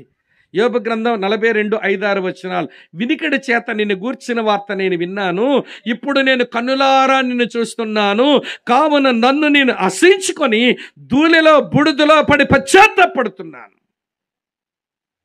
ఇదండి సర్వసత్యములోకి రావటం. పరిశుద్ధాత్మ దేవుడు నడిపించాత్మగా లోపలికి వస్తే మన సర్వసత్యములోకి తీసుకుని వెళితే, సర్వసత్యములోకి వెళుతున్న మనం దేవుని ముందు పగిలిపోయి విరిగిపోయి అట్లా కనబడాలి. అలాంటి వాళ్ళ దగ్గర అపరిశుద్ధతకు చోటు లేదు. దేవుని ముందు అలా పగిలిపోయి విరిగిపోయేటువంటి వారి దగ్గర ఏమంటే పాపానికి చోటు లేదు. ఇప్పుడు మిమ్మల్ని మాట్లాడగన, నీ లోపలికి వచ్చిన పరిశుద్ధాత్మ దేవుడు నడిపించు ఆత్మగా లోపలికి వచ్చి నిన్ను సర్వసత్యములు తీసుకుని వెళ్తుండగా, నీ లోపల మిగిలిపోయిన ప్రతి డాగు, ప్రతి మచ్చ, ప్రతి కల్మషం, ప్రతి మాలిన్యాన్ని బట్టి పశ్చాత్తాపడుతూ పగిలిపోతే పవిత్ర జీవితం కాక ఏమొస్తుంది చెప్పండి? మనకు పగలడం విరగడమే మనకి ఇష్టం ఉండదు. మీకు ఆ విషయం చెప్పని, గుంటూరులోని మీ జిల్లాలో పుట్టిందో ఆ పాట, ఎవరో రాశారు చాలా కాలం కిందట. చాలా మంచి పాట అండి, మీ జిల్లాలో పుట్టింది. ఆ పాటలో ఇలా ఉంటుందన్నమాట. ఏముంటుందో తెలుసా? ఏముంటుందో చెప్పనా?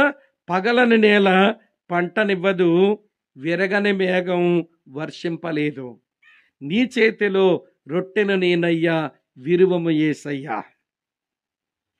నేల పంటనివ్వాలంటే నాగలతో పగలాల్సిందే, మేఘము వర్షించాలంటే అది అక్కడ విరగాల్సిందే.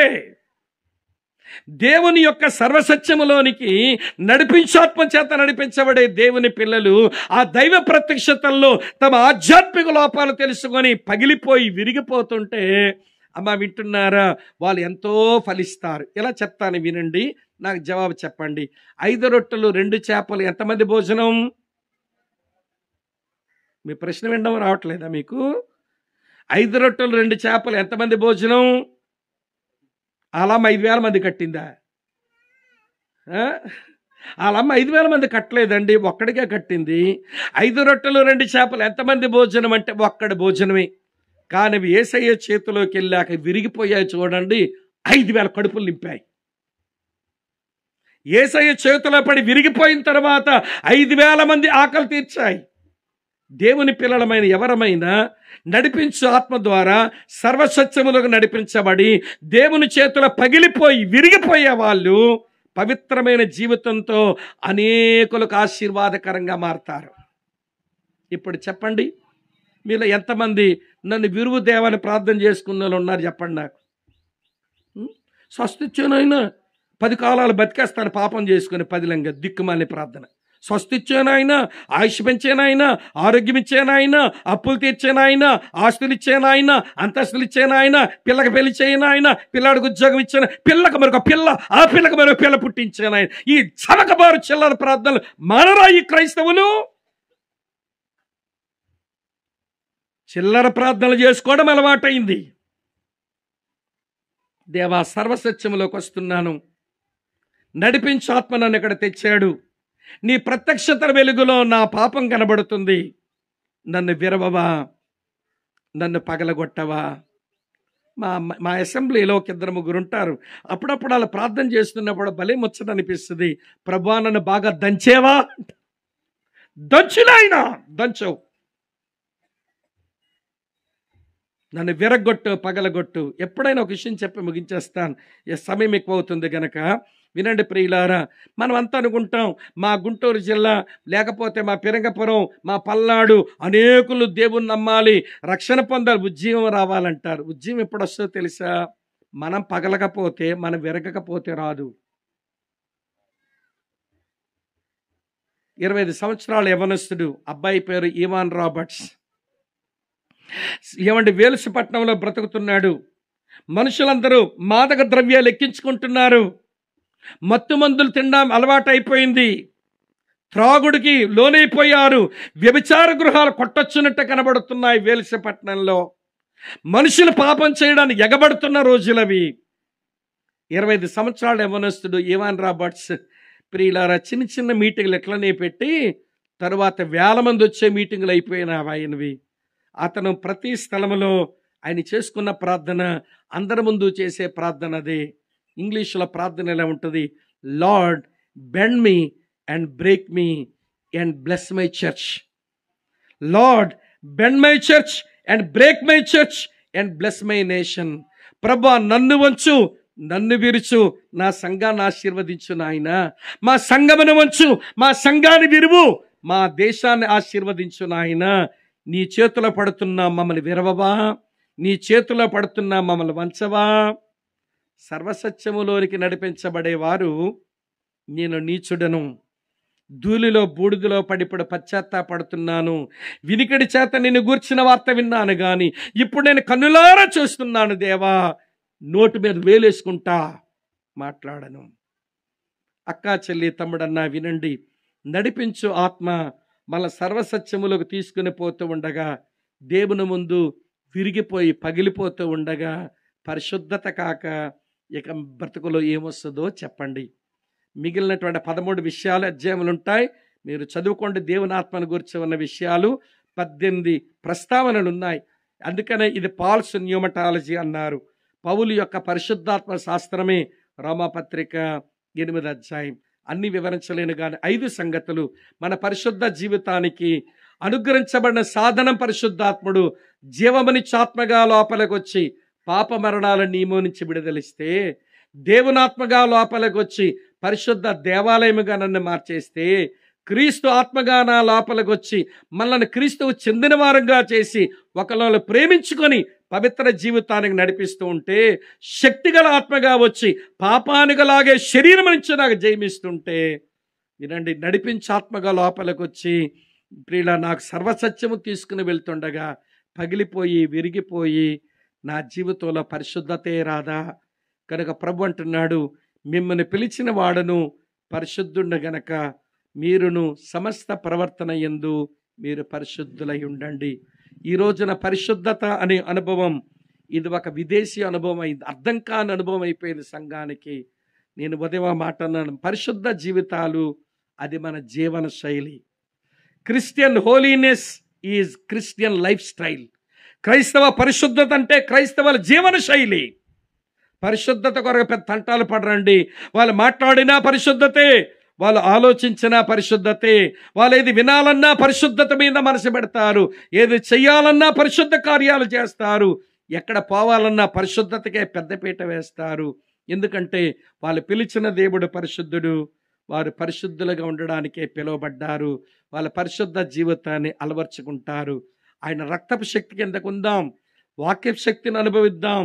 పరిశుద్ధాత్మ శక్తితో ఎలా పరిశుద్ధంగా జీవించవచ్చో కొన్ని తలంపులు మీ ముందు పెట్టాను. ఇప్పుడు నేరుగా మిమ్మల్ని అడగనా, నీ లోపల పరిశుద్ధాత్ముడు ఉన్నాడు అనిపిస్తుందా? అలా అనిపించకపోతే నువ్వు ఇంకా మారు మనసు పొందలేదేమో అని ప్రశ్నించాల్సి ఉంటుంది. నువ్వు మారు మనసు పొందిన మాట నిజమైతే, నువ్వు రక్షించబడిన మాట నిజమైతే, క్రీస్తుకు నీ హృదయంలో చోటిచ్చిన మాట నిజమైతే, నీ లోపలకు పరిశుద్ధాత్ముడు వచ్చాడు. వచ్చినవాడు జీవమనిచ్చే ఆత్మగా, దేవుని ఆత్మగా, క్రీస్తు ఆత్మగా, శక్తిగల ఆత్మగా, నడిపించే ఆత్మగా. కొంచెం ఆయన పరిచయనివ్వండి. పవిత్రత వస్తుంటే నీకు నువ్వే భలే సంతోషపడతావు, ఆనందిస్తావు, బలమొందుతావు. 10 మందికి మంచి ప్రభువుని ఈ లోకంలో ఉన్న వారికి అందిస్తావు. అలాంటి కృప దేవుడు అనుగ్రహించాలని ఆశిద్దామా? ఆశ ఉంటే కదా ఆచరణలో ఏదైనా పెట్టడానికి. పరిశుద్ధ జీవితం కొరకు ఆశ ఉంటే ఆచరణకు ఆయన సాయం చేస్తాడు. నమ్మకమైన ప్రభుకి అప్పగించుకుందాం. తల వంచండి, కళ్ళు మూసుకోండి, ప్రార్థన చేస్తాం. తల వంచండి, కళ్ళు మూసుకోండి, ప్రార్థన చేద్దాం.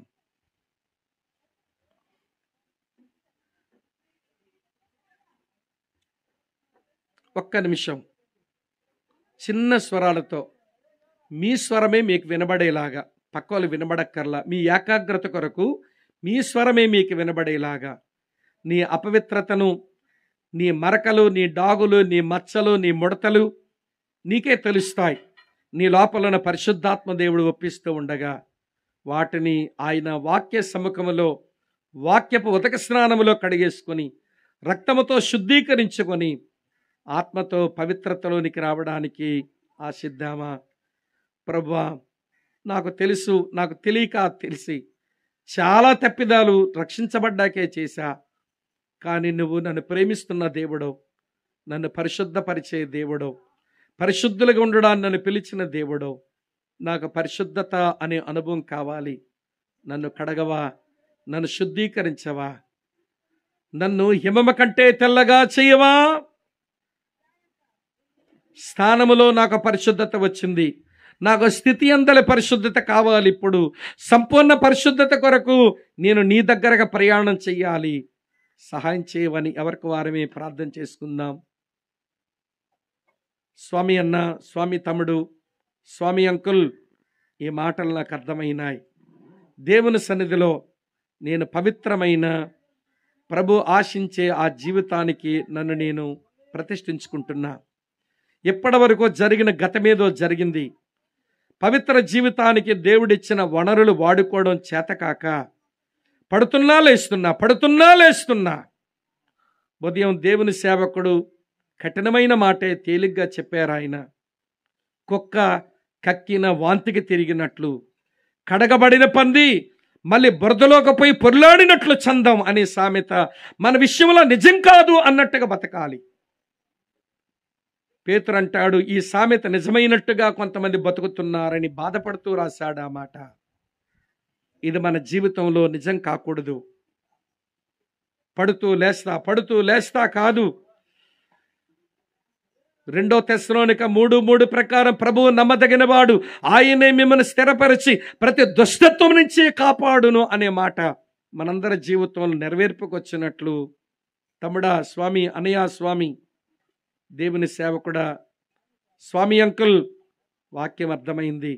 ఈ రోజు నుంచి నా క్రైస్తవ ఆధ్యాత్మిక జీవనంలో పరిశుద్ధతకు పెద్దపీట వేస్తా, పవిత్రంగా బ్రతుకుతా, పాపం యుద్ధ నుంచి పారిపోతా, ప్రభువుని సంతోషపెడతా, ప్రభు యొక్క హృదయాన్ని గాయపరచను, పవిత్రంగా బ్రతుకుతాను, నా కొరకే ప్రార్థన చేయండి అని కోరేవారుంటే నెమ్మదిగా మీ కుడి హస్తాన్ని మీరు కూర్చున్న చోట నుంచి మీ తల కంటే కొంచెం పైకెత్తి చూపిస్తారా?